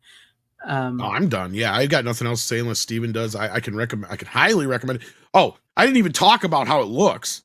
Oh yeah, how does it look? Yeah, great? it looks great as far as I can tell. 4K scan of the original negative. Sound wise, did I watch it with I can't remember now if I watched it with the 2.0 sound or the 5.1 sound. Either way, it sounded great. So as far as I can tell, and I can't really compare it to anything, so keep that in mind. But yeah, no, it looked amazing. If anything, it might look too clean for some people. They might be like, yeah, it doesn't look gritty like it's supposed to look. Oh, gritty looking. Yeah. No, it's got a nice grain structure and all that. Lionsgate owns it now, I guess. Mm-hmm. Yeah. So, and I noticed that, Lionsgate and Kino have been doing some teaming up. I forgot, did we report they were supposed to be doing that? I don't think we ever did. Because this is like the second or third Lionsgate Kino title that I got here in the last. Which also reminds me because they are doing Repossessed, which was also a Lionsgate title that was originally for Vestron. So, no. And then that's going to be a Blu-ray or 4K? I can't remember now. I think it's a Blu-ray. Because I'm kind of worried about that one because this is another one where, and I love Kino, don't get me wrong, but this is the one thing that I remember talking to Spencer from Damned Idealistic Fool Crusader about this. Their version of like hardcore is not as good as the import version I have. Right. For some reason, I don't know what scan they used, but it's not as good as the other one. Like the other one looks like it come from a 4K scan. The one that I got from Kino did not look as good. So I'm worried about Repossessed because I popped that in and it looks amazing for, I mean, even though it's a regular Blu-ray, I'm like, this looks like it came from a 4K scan. So I'm wondering. That's why I was curious if it was going to be 4K or not. So I'm going to be a little leery on that one, but I'll probably pick it up anyway because Kino at least doesn't overcharge you like Shit Factory. So yeah, they're pretty good, pretty well priced. All right, well, we'll keep an eye on that one. That explains a couple Lionsgate titles I've seen from them, though. All right, speaking of Skinemax and stuff like that, I have Popatopolis. Let's pop some tops. This is actually a documentary about director Jim Wynorski that was filmed in early 2000s. I'm not sure if it was because it came out in 2009. This was just released by Terrorvision. This, if you liked, I know you talk about the movie, what's that with the guys, the American movie documentary. That's what it's called, right? If you like that and documentaries like that, highly recommend this. The only caveat I would have for this for people out there is Stormy Daniels is in this. So just to give you a heads up on that. If you know, you know. It depends on how you feel about that. But no, seriously, this documentary is about If you know Jim Wynorski, he directed Chopping Mall. He directed Return of the Swamp Thing. Bunch of movies. This is not one of his I'm familiar with, though. This is, yeah. I don't He know did this not one. direct this. This is he did not Oh, direct it. okay. Well, I still, this is the first time I ever heard of it. I'm not Yeah. familiar with I'd it. never heard of this too until Terrorvision said they were releasing it. It was a documentary done on him. What it is like this guy filmed Jim Wynorski, who decided he was going to shoot a movie in 3 days. It was called Witches of Brestwick, because this was a period of a career where B movies were sort of, they talk about in this, they were sort of on the decline, and it had sort of moved to Skinamax. What they would do is, like Jim Wynorski and like even Roger Corman and people like that who were in this would make these low budget, like sort of B type movies, but made geared towards Skinamax, HBO, and stuff like that. And they would make big money off of it because it would be super low budget, shot in so many days, and they'd make a quick like $35,000 for, make it for $35,000, sell it to HBO Cinemax for $75,000 and immediately be profitable. So it was like that. So he decided he was going to shoot this movie in 3 days, and this guy, documented it. And Jim Wynorski has said he doesn't. He would love the movie if it wasn't about him. He actually commented, because I did a review on this. He actually commented on my review because I was surprised about that. But I am friends with him. No, but I highly recommend this. I highly, highly recommend this. If you want to be a filmmaker, if you're into B movies, if you want to know how films are made, to get this movie, because in reality, like the director of this, they was talking in the special features. He said, actually, the truth of the matter was Jim Wynorski was filming 2 films in 5 days, and he just filmed him doing the one movie in 3 days. Because he had to go and then he did interviews. He does interviews with Roger Corman, Andy Sedaris, Julie Strain, and Jim Wynorski's mother. Like he does the interviews with them. It was great to hear from like Roger Corman and Andy Sedaris. Oh, and he did an interview with Tom Savini and Lloyd Kaufman. They're all in there, and and also with this Blu-ray. The only problem I have with this is this thing is freaking loaded. I mean, loaded. They probably could have put everything that's on this on 2 Blu-rays, because it contains the documentary, and the documentary is only like 75 minutes long, but it also contains the 3-hour work print of the documentary, and it also contains a new HD restoration of Witches of Brestwick, which is the movie they're filming, which in turn is like 75 minutes long itself. So, and plus it contained a bunch of new interviews with Jim Wynorski and the people that, one of the 2 the actresses that are in the movies and stuff like that. So I highly, highly recommend this.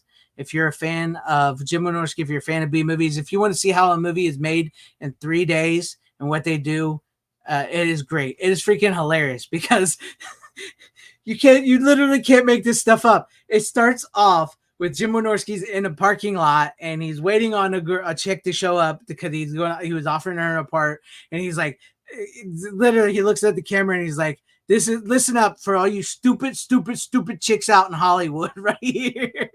And then like this chick shows up, and he's interviewing her, and she just gives him a headshot, and he's like, you have no resume, you have this, and she's standing in wet paint, and he's like, you're standing in wet paint, and it's all legit real, and she just walks away, and it's so you got to see it. It's hilarious. And what he does, like, because he goes into what he needs to plan, and he gets 1 camera, 2 lights, and he has 2 people or 3 people helping him. He has the cameraman, the sound guy, he's directing it, and then they rent this house up in in California, and all the actors and everybody's going to be in the movies are staying in this one house. He doesn't even give them towels. He doesn't even buy them food. He makes them just show up, and he wants to film 13 scenes in 1 day, and then he wants to do the second day, and then the third day they go to this park and where they're not supposed to be filming, and they light a fire where they're not supposed to be lighting a fire, and it's just to film these chicks dancing naked around the fire. It's an insane, great documentary. I loved it. I loved every minute of it. And I did watch Witches of Brestwick. A lot more steamier than I anticipated. So I didn't expect it to be so eroticism as it was, for being sort of softcore in a Jim Wynorski film. So yeah. So if you're into that, Yeah, I highly recommend this movie. It's great. It's great. So like when you mentioned Cinemax Late Night I was like, do I want to do that one or do I want to do my Kino title because that's what they talk about. Great documentary. Highly recommend it. It came out in like 2009, I believe. And this is the first time it's ever been on Blu-ray. First time it's ever been on Blu-ray. Interesting. Yeah. It's fun. It's a fun movie. And Jim Wynorski is like, yeah, if it wasn't about me, I would absolutely love this movie. But it's about me because he's known, for those who don't know, Jim Wynorski is known to be really difficult to work with when he films his movies. Because like he knows what he wants and what he wants to do, and he has a bad habit of not telling the people that's working for him what he wants. So like he gets mad at them because they can't read his mind and stuff like that. So like it's a really fascinating portrait of him and his directing style and these actresses and stuff. That because like as much as they say they hate the way he is on set, they really really love him. You know what I mean? Like when they say when he's not on set and he's not filming, they absolutely love this guy. But when they're working with him, he's so hard to work with, and they can't. They get in arguments and everything. But when it's over, they're like, "That was fun." So yeah, there you have it. If you've never seen it, I do recommend it. It's on TerraVision. I believe it's on sale right now on TerraVision for like $26. I know that may be a little expensive, but it is loaded with some great stuff. Like I said, the one caveat for some people is Stormy Daniel was in this, and the only reason she's in it is because at the time they were making movies like Witches of Breastwick and stuff like that. Is like they even talk about it in the documentaries. Like a lot of actresses and directors have gotten out of the B movie thing, and they really couldn't find actresses and actresses that were willing to take their tops off. So they started to turn to porn stars for these movies because they were the ones that would actually take their tops off for these movies. So that's why she's in it. But she's really not a huge part of it. It's mostly about Jim Wynorski and an actress named Julie K. Smith and what they go through and stuff like that. But I do recommend it. If you've never seen it, I do recommend it if you're into those type of movies. But it was fascinating because it's like they talk about the death of the B movie and how and everything and where it went and what they had to do. And like they mentioned in that is like Jim Wynorski, almost every one of his films have been profitable. Every one of his films have been profitable because of the way he did the low budgets, quick turnarounds he made them. And he's made so many movies that like he has multiple movies where he has multiple names. Like sometimes you may not even know you've watched a Jim Wynorski film because he never used his name as Jim Wynorski. Like even with the Witches of Breastwick, when you watch it, it doesn't say directed by Jim Wynorski. It says directed by H.R. Blueberry. So he has multiple names that he's used and made like over I don't know how many movies that you probably have seen and don't even realize it was him. So there you go. There was my second pick of the night. But there you go. Yeah, like I said, when you mentioned Cinemax, that's because that's literally what they started making those movies for. Yeah, but there you go. Any thoughts? See you later, Kurt Gunnarsson. Glad to have you hang with us tonight. Take care, Kurt. Yeah. Steven, you have any thoughts on this? Well, I'm all for it, of course. No. Sounds like it's good. Sounds like a fun one. I have to give it a look. It is. It's fun. It's a fun watch. So yeah. It's very fascinating to see how these movies were made and how you could actually make a movie. And yes, Ron, Monique Parent, she's in the documentary because she was in this. She was in that movie that he was filming. You have my attention. Yes, she is in this. She's in the movie they were filming. She's in the documentary. She's one of the few at the time when this was made. He hadn't really worked with her a whole lot. So.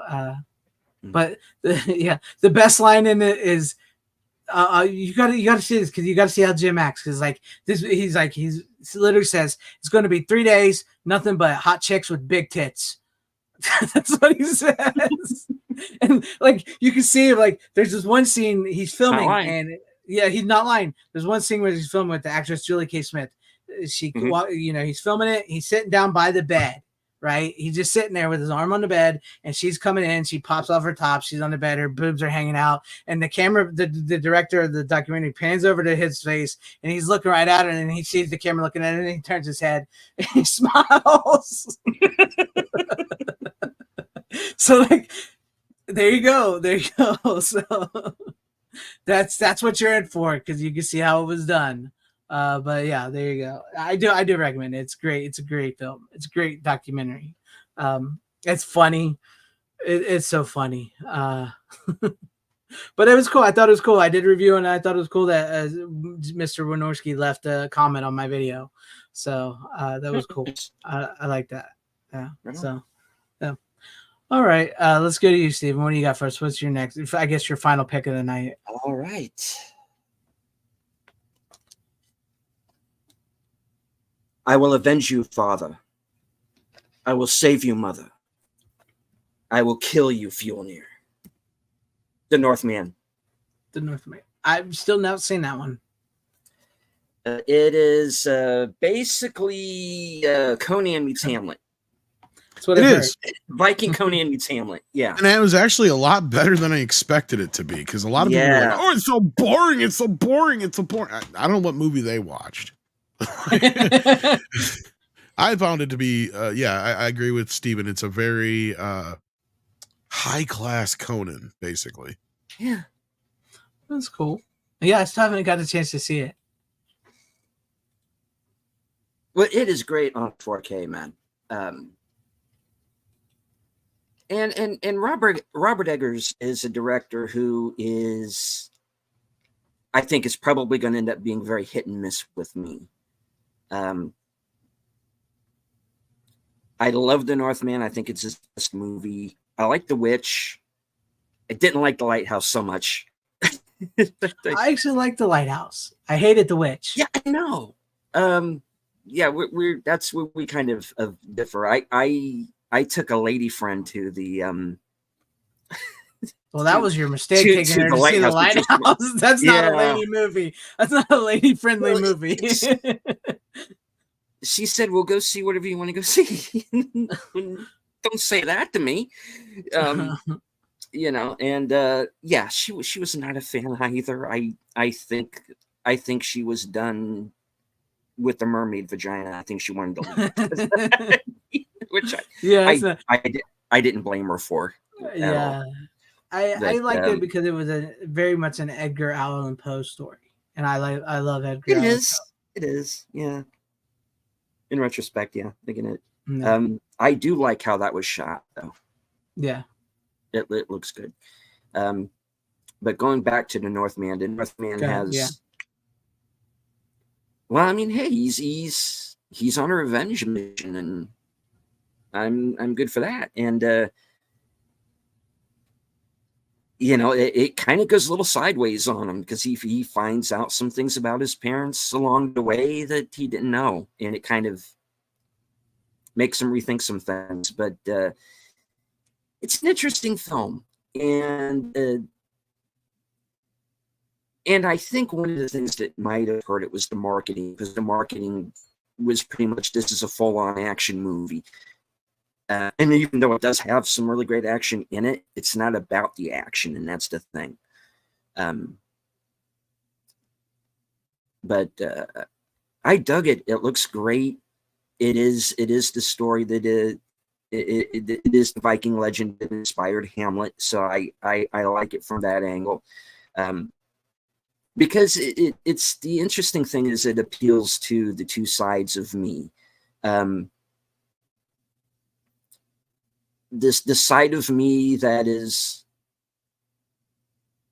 the arty kid who reads Shakespeare for fun, which was something I used to do, and then the other side of me that's fuck art, let's dance, let's stand on the edge of the volcano and get this done, you know. You know, it's.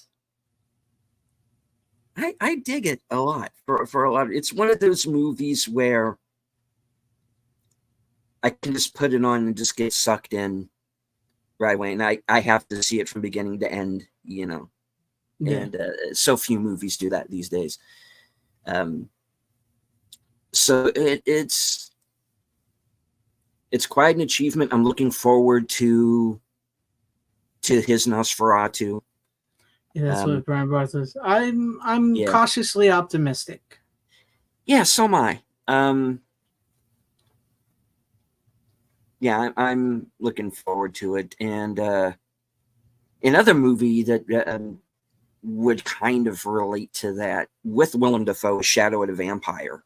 Yeah, I was gonna say Shadow of the Vampire. Yeah, where he plays Max Shrek, the Max vampire. Shrek. With the twist is that Shrek is an actual vampire. Yeah, he's actually a vampire. You know, where they're both vampires in their own way. Yeah, but yeah, it's. I believe that movie needs a Blu-ray. I don't even think that's on Blu-ray. No, I don't think it is it? Yeah, I don't think that actually has anything. I may have a DVD, but no, it desperately needs a Which release. one? Shadow of the Vampire. Oh yeah, no, I'd have it if it did. Yeah. That one desperately needs one. That's a fun one. That's a fun one. It does. But did you have to destroy my cinematographer? Why not the script girl? The script girl. I'll eat her later. Yeah. That's a fun one. It is a fun one. Yeah. Yeah. Great movie. But yeah, The Northman, I highly recommend it. There's some twists in there, and it is one of those. If you're going to take revenge, start by digging 2 grave stories. But yeah,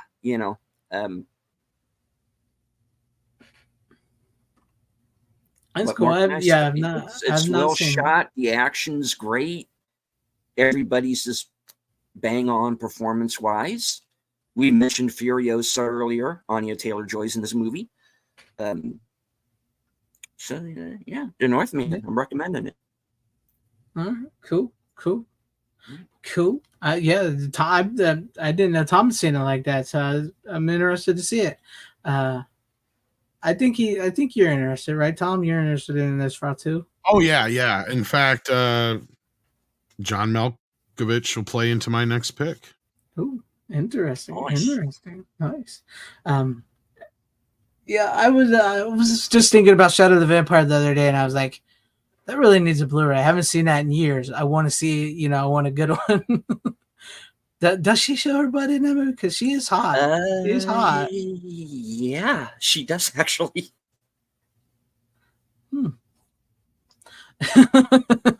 Anyways, but yeah, no, I haven't seen it. Like I said, I enjoyed The Lighthouse. I hated The Witch. I haven't seen that one. I am interested in his Nosferatu, so we'll see how it all goes. All right. Well, I guess we'll move on. Tom, what's your final pick of the night? All right. Well, the other Kino Lorber title I got this week that was brand new is a film that I watched many times as a young man because I was a huge Johnny Depp fan before most of the world knew who the fuck he was. And not only that, I enjoyed shit like John Waters movies. So when I heard we were getting Crybaby on 4K, I was ecstatic, and I'm glad we did. Kino went all out for this. We've got the film in 4K, the theatrical cut, and the so-called director's cut on HD, and I'll get to that in just a moment. A whole bunch of new extras. The original extras carried over from this old DVD, and also explains why when they put it out on Blu-ray, it was just the theatrical cut. All the director's cut scenes, for the most part, are in standard def. Now, they did manage to get a few of them from an interpositive or something like that. So some of the scenes have been upgraded here. So what they did for this version of the director's cut is they pieced it together with the new 4K scan, in with the a 4K scan of the interpositive scenes, and then upconverted standard def scenes. But really, the extended cut is nothing that great. It's basically the TV version.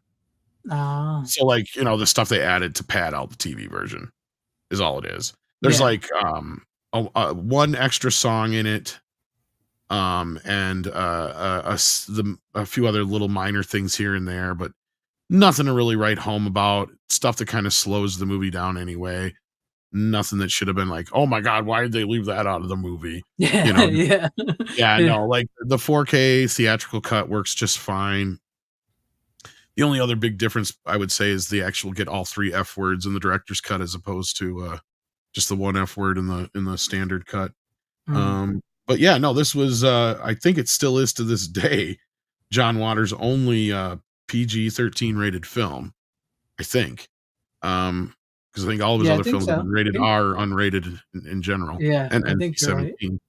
NC-17. But no, the scan looks pretty good. Now there's some scenes, it's really weird because some of this looks amazing, and then there's some scenes that has a lot of what do you call it? What do I call it? Crawl and stuff. Where Yeah, like when somebody's head moves, haloing. you can see you can see the fuzz move with it. Like it's just some scenes, and I don't know why, and some scenes look amazing. Overall though, pretty decent presentation. You get a 5.1 mix and a 2.0 mix. First time the director's cut gets a 5.1 mix. You could go with either or. I would say the 5.1 mix isn't as sonic, but has a lot more deep bass. Where the 2.0 stereo track is a little bit more sonic, but doesn't have the hard hitting bass or anything like that. But I mean, overall, it's a fun film. The trippy part was I knew Amy Locane went to prison for a while, but I didn't realize she went back to prison, and she does her interviews from prison. Really? Like in her prison garb and Really? everything in this thing. The short version is she killed somebody in a drunk driving accident way back in 2012 or something like that, or 2010. She served 3 years of a 5-year sentence. It's actually a fucked up story. I just found out about this afternoon when I was like trying to figure Yeah, out I what's never going on knew here. this. And what happened was they let her out after 3 years. She was supposed to serve 5. The family of the people got pissy, but they let her out because she had a kid who had special needs or was sick. Mhm. And they felt that she would, at this point, she'd served her sentence, blah, blah, blah, blah, blah. So after they let her out after 3 years, they came back on her all these years later. And even though they tried using like the double jeopardy and all this other stuff, she got resentenced to like 8 years and 18 months or some shit like that. And she has to serve out because she served 3 of it already. So she still has to serve like 5 years or some shit. It's Dang. crazy. So I guess even John Waters and other people have tried to come out and help her out and stuff, but she seems to be in pretty good spirits here. But the effed up part is if you actually do research into what happened to her, I mean, it seems like she got her life together while she was in prison a lot better. I mean, she didn't, not that she was that bad of a person beforehand, but I mean, Yeah. you know what I mean? Like a lot of people do in prison, but like she still got shafted by the system, it sounds like to Yeah, me. that's what it sounds like. But yeah, so you got all kinds of interviews with everybody, but like Johnny Depp and a few other important people, obviously. But Mhm. no, I mean it's a really nice little fun time capsule. It's basically John Waters Grease. Yeah. I was going to buy this. I have been meaning to pick this up because I remember watching this, and this was one of my favorites of John Yeah, Waters. I watched it Yeah. endlessly on video as a kid. Me too. I had it, and I mean I was a huge Johnny Depp fan before everybody, because of 21 Jump Street and Nightmare on Elm Street. Mhm. Mhm. So yeah. Yeah. So I'm glad to hear it looks good because I've been wanting to pick this one up. Some issues, Yeah. but I don't know why. There's the kind of I don't even know why they used. Like it's like you're going in those shots because it really stands out in the courtroom scene. You can see it all around the judge's head, and you're like, "What is going on here?" Because the rest of the movie looked so good. You're like, "What is the deal here with this?" And then there's this other thing that's going on. It's like a blocking of sorts, and I'm gonna have to ask Spencer what you would call it, but like it only seems to be affected by. And it's the same thing with like the yellow that's behind his head Mhm. is the color of the wall. It seems to also be affected by a certain tone of skin tone, like lighter white skin tones. Cause like when certain people are close up on screen, like you can see this weird stitch blocking going on. And you're like, that something's going on there that shouldn't be, like it's some kind of Yeah. noise reduction of sorts. But again, like the scenes that look great and you can tell weren't manipulated. There's some great scenes that have a lot of good A lot of good detail and resolution, and they didn't clean out like some of the grain like you would think they would have normally in some shots. So you're like, why is this look like this and this other shot looks so natural? Like, I mean, there's some shots here that look like Vinegar Syndrome would have done this release. Right. And then other shots look like it's a standard Paramount release or something like that. And it's Universal. That's like, crazy.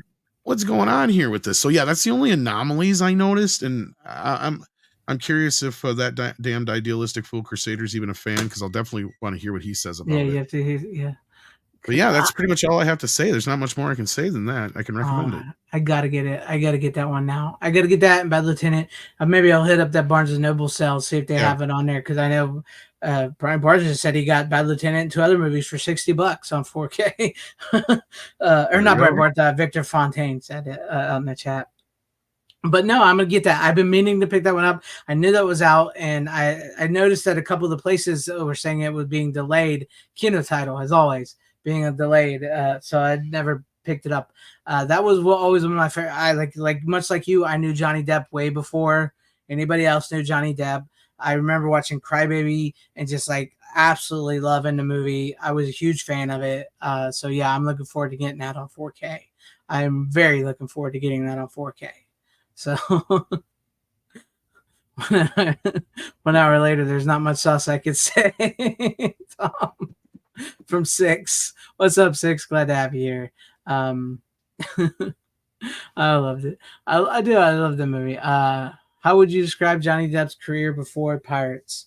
I guess you could say he was like a working actor. Like I think some people mentioned in the chat that he was a little more independent, and like he did movies like with Tim Burton and like John Waters and stuff. I don't think he was like huge, but he was on people's radar. And I think the Pirates of the Caribbean really is what took him off, what really set his career to the next atmosphere or whatever. So yeah.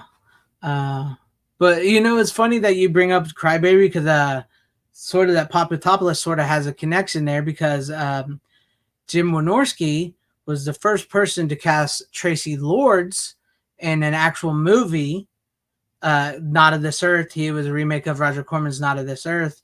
And in that movie, it said that, you know, she did her last nude scene in that movie. She said she told everybody on set, take a good look, boys, because you'll never see me nude again.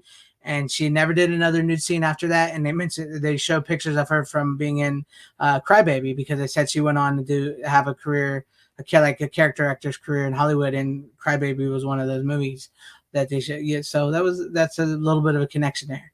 So yeah, I enjoy that movie. It's a good movie, Crybaby. I like it. Have you seen it, Steven? Not straight through that I recall. Not really. You're not much of a John Waters fan, are you?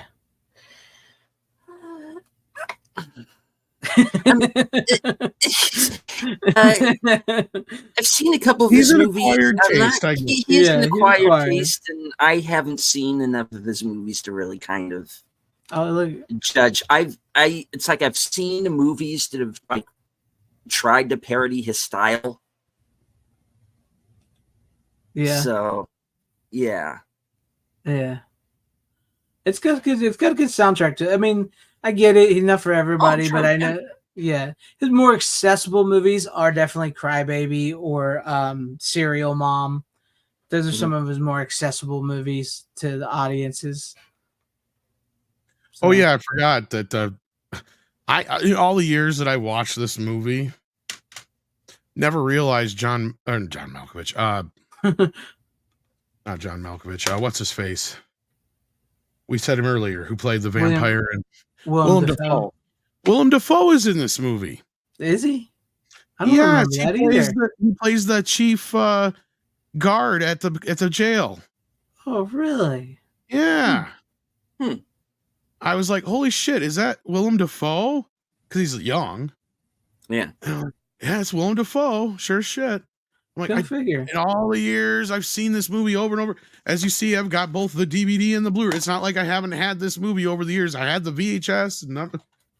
Never noticed it in all this time. That was Willem Dafoe. And it was the voice that, like, that's Green Goblin's voice with a Southern accent. No, when I get it, I'm gonna have to look for it because I don't remember seeing him, but it's been a few years since I've seen it. So. My morning, boy, you're getting a haircut. You ever hear of a whiffle? Yeah, Willem Dafoe's one of those guys that when he dies, you're going to find out he was in like 300 movies or something, and you won't even realize he was in half of them. Yeah, be a lot of them. But yeah, Tracy Lords being in this, I remember that being a big deal at the time. Yeah, which is funny because they don't show it here. But if you have, you don't happen to have the VHS, do you, Greg? no, I do not. Oh, I wish damn, I did, but I do not. On the back of the VHS, famously, it has a shot of Tracy that's not even in the movie. Oh, yeah. It's in the deleted scenes, though, that are finally on these discs. It's where she's in this big champagne cup in lingerie. Oh. And you're like, where in the fuck is this in the movie? Well, what happens is when everything kind of breaks down with the group, she goes off with that nudie picture guy, and he's got her in the studio with a bunch of other women and guys taking pictures, and he's got her in a fucking like wine glass thing, and Lenore or whatever, the redheaded chick that always claims she's pregnant, she's there too, and the few of the other people are and stuff. Yeah, they're on the new disc as well, carried over from the old Blu-ray and DVD. But yeah, there's like a whole nother 5 minutes of deleted scenes that never even made it into the director's cut. But yeah, I'm definitely gonna have to pick it up. I don't know why they call it a director's cut, because this actually has two different commentaries with John Waters. It has the old one from the director's cut, quote unquote, and a brand new one with him. And in the brand new one, he flat out says, like, this is my cut of the film. It's exactly what I wanted it to be from the start, basically. He's like, even though dealing with the studio system, because this is his only major studio picture he ever made. Yeah. He goes, I was surprised the movie turned out to be exactly what I set out to make to begin with. That's crazy. So really, and like I said, you watch the director's cut, you could, and I remember from watching it on like USA and stuff like that. That's all it is just all the shit they added into the TV cut to pad it out to make it fill time. Yeah, that's funny though. But no, like I wish I had the VHS so I could see it. But that was sort of mentioned in this documentary, the Papadopoulos, about Tracy Lords, because Jim Wynorski was the first person to cast Tracy Lords in an actual Hollywood movie, and they didn't want him to. And then she went on and she did like Crybaby and stuff like that, and she never did another nude scene afterwards. So yeah, that's a good little connection there. But no, I wish I had that. An actress, yeah. Sorry. Yeah, no, yeah. She actually became a pretty decent actress later on. I remember her most from pretended to be adult for how many years? Yeah. Yeah. That was the thing. That's the thing. Like, she was underage, and so many people didn't know that. Maybe next time check the fucking ID. It was very loosey goosey back in the day, though. Yeah, that's true. Very true. Yeah.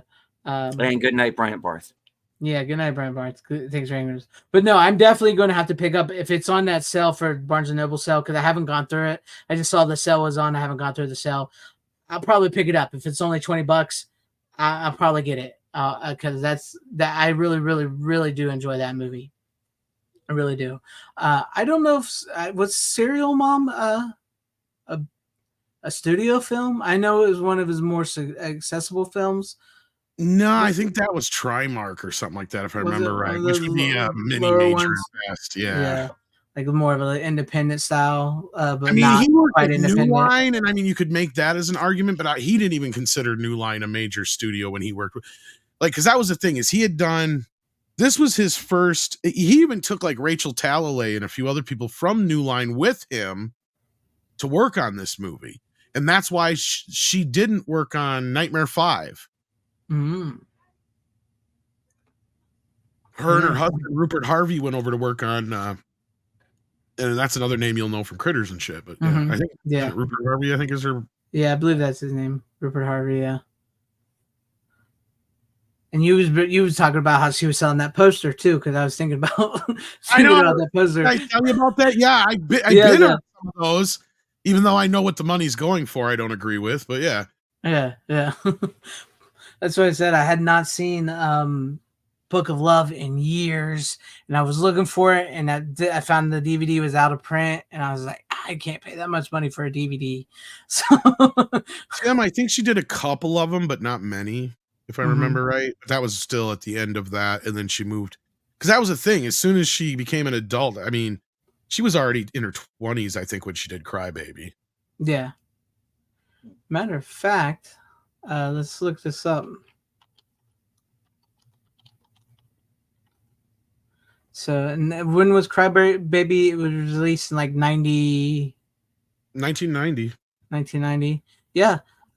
Not of This Earth, which is was made in 1988. That was her first actual movie, and then she moved on to that. No, yep. That's where, and then she stopped doing all the porn and everything. But I always remembered her from Tommy Knockers. Do you ever see the Tommy Knockers? Miniseries? Yeah. She was in that. She has a very prominent role in that. She There does. was a movie she did a while back that I actually thought she was really good in. I was like, it was like The King of Green Bay or something. I can't even remember the name of it. It's some very indie film. And I only watched it because of the Wisconsin reference. And I didn't even realize she was in the movie until I started watching it. And I'm like, oh, shit. And then by the end of the movie, I mean, the movie was okay. I mean, it wasn't great, but like her performance in it was like she hit that accent so well. Like, because it's a very tough accent because it depends on where you're at. Like, if you're up in that upper area of Wisconsin where Green Bay is, you do have a little bit of the Yooper accent, but like they usually like to overdo it like they do in Fargo. It's like, no, people don't really sound like that around here. They sound more like I do. Like, yes, we have the once in a while we'll go into the yeah, but it's never the Yooper. That's up there in the Yooper Peninsula there where they start talking like that, like they're half Canadian, eh? You know, like that's where they start talking like that, don't you know?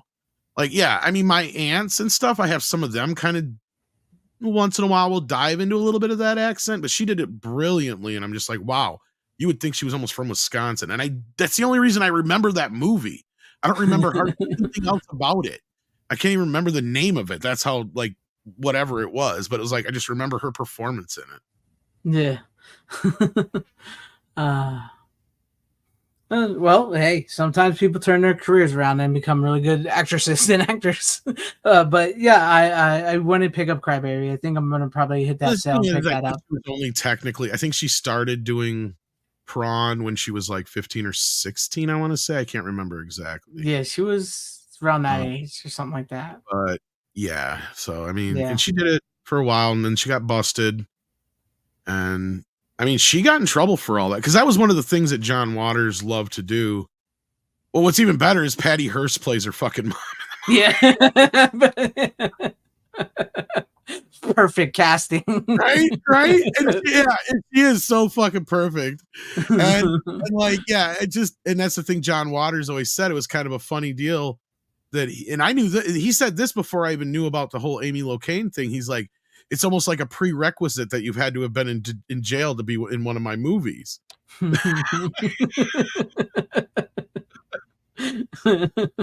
Nice.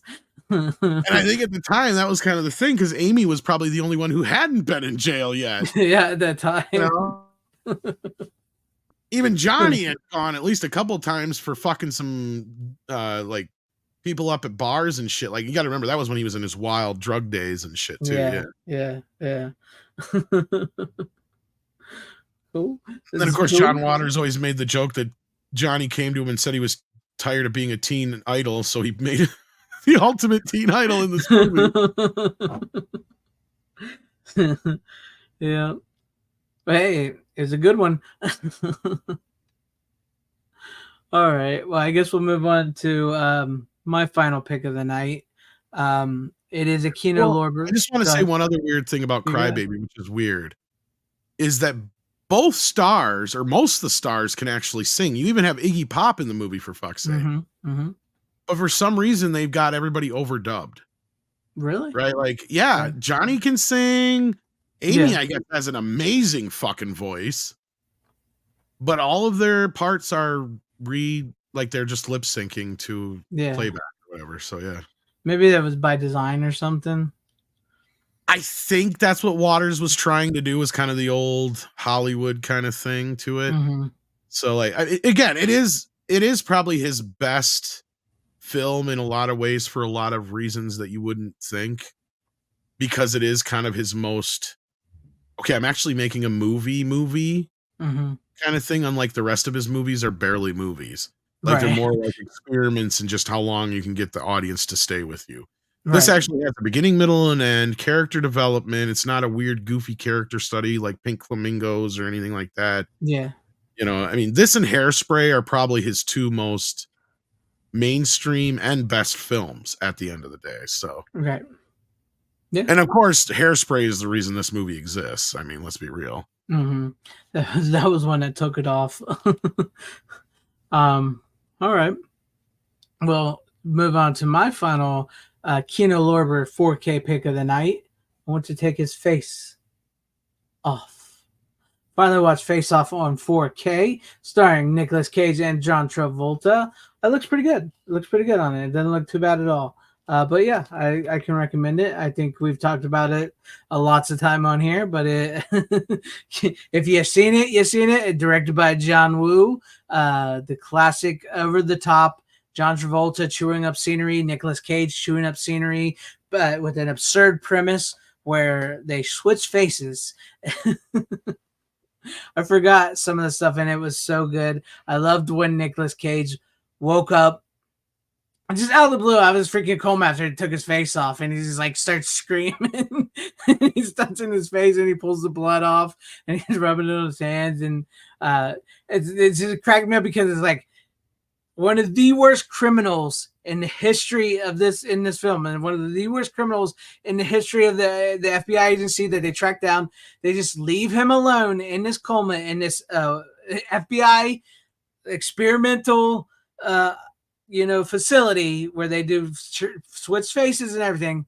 They leave him alone, and nobody's there, just him. There's no guards, nothing, and he just wakes up, calls his buddies, and his buddies bring the people in that do the faces, and they switch his face, and he kills them, and he leaves. Like nobody's there. Nobody's there to watch him. But it is great. The opening scene when he with on the carousel really plays well, and going into the whole with like the plane chase where they're chasing him on the plane and they capture him, and it's like just Tron Travolta and Nicolas Cage were tops right here. Just like it's just, yes, it is a masterpiece of absurdity, and it is great. It's a great movie. It's just fun, and it looks really good on 4K. It sounds great on 4K. It does have the where is it at? Where's it say all that stuff I've been looking for? I know it's got the 5.1 surround, big sound mix, and it's got the 2.0 mono set. I'm just trying to find where that has the thing, but it doesn't sound. I could have sworn it said on the back of it. But anyway, it's got that, and they both sound great. They sound good. It's nothing too fancy on special features. It's got the audio commentary by director John Woo and writers Mark Werb and Michael Collery. Audio commentary by action film historians Mike Leader and Arn Vinima, I think it's the name, right? It's got 7 deleted scenes. It's got a thing, Light and Dark, the making of Face Off, John Woo, A Life in Pictures, and theatrical trailers. But yeah, this is one of those great, just like insane, over the top, suspend disbelief type of movie that just once you get into it, it sucks you in. And you can't. It's just like the performances are amazing. Just watching them, just ham it up and go back and forth. Going from bad guy to good guy to good guy to bad guy, and neither one really acting like the other person. Nick. Okay. Yeah.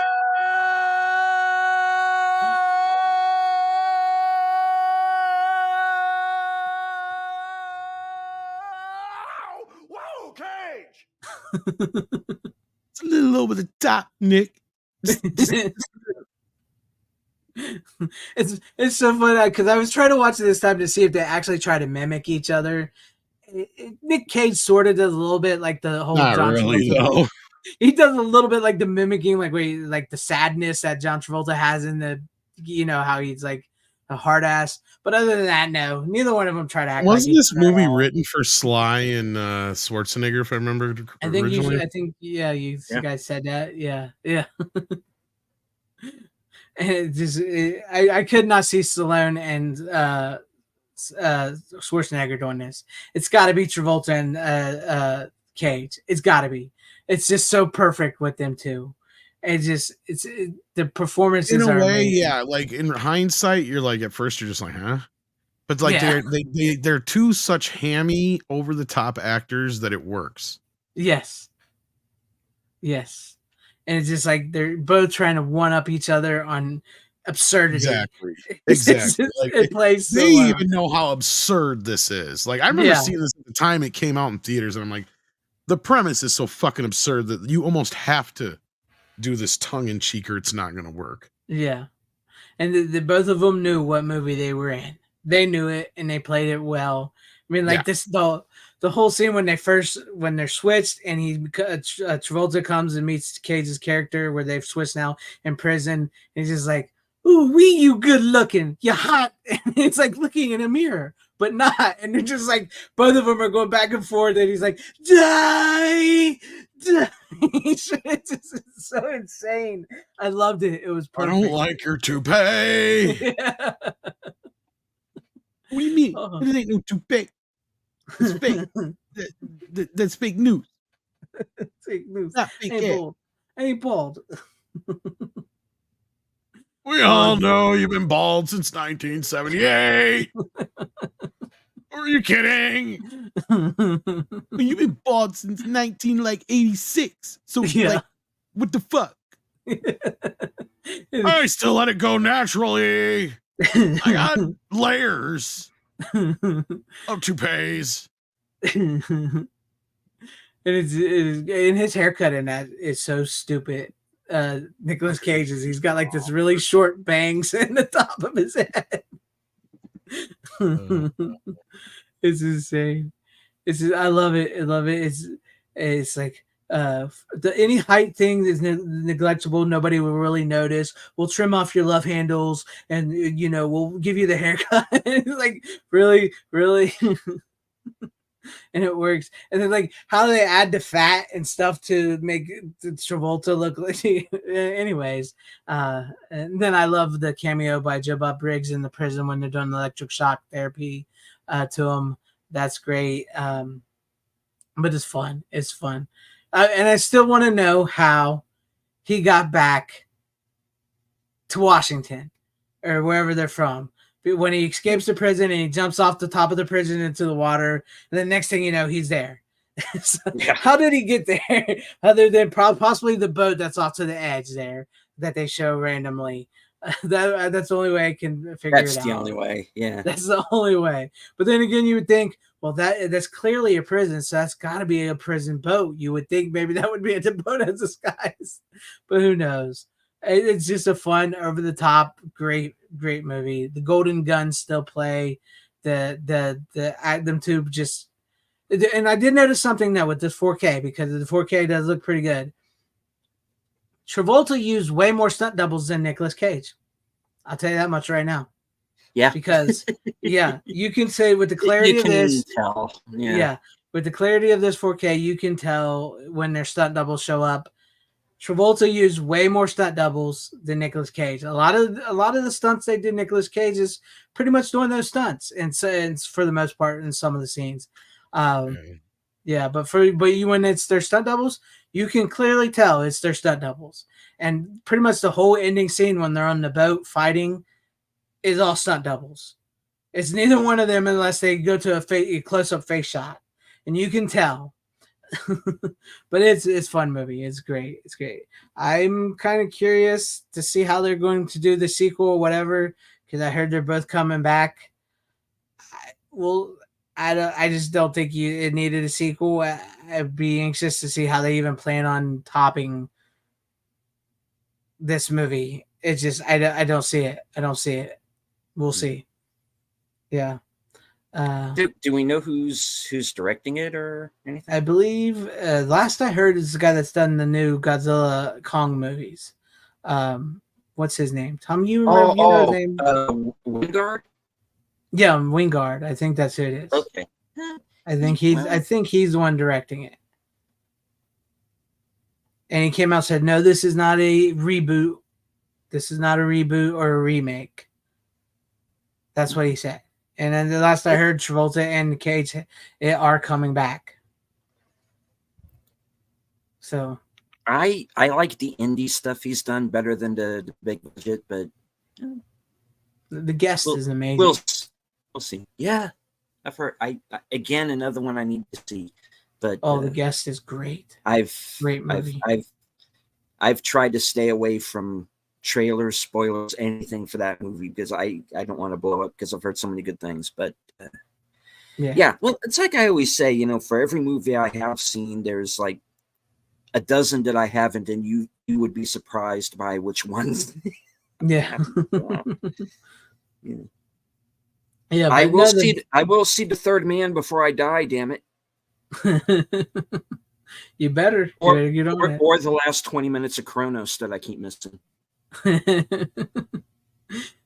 You have to watch it. But no, I did the 4K. The Kino did a good job. I don't know if quite was Kino. It's a new 4K scan of the 35 millimeter. This is from Paramount.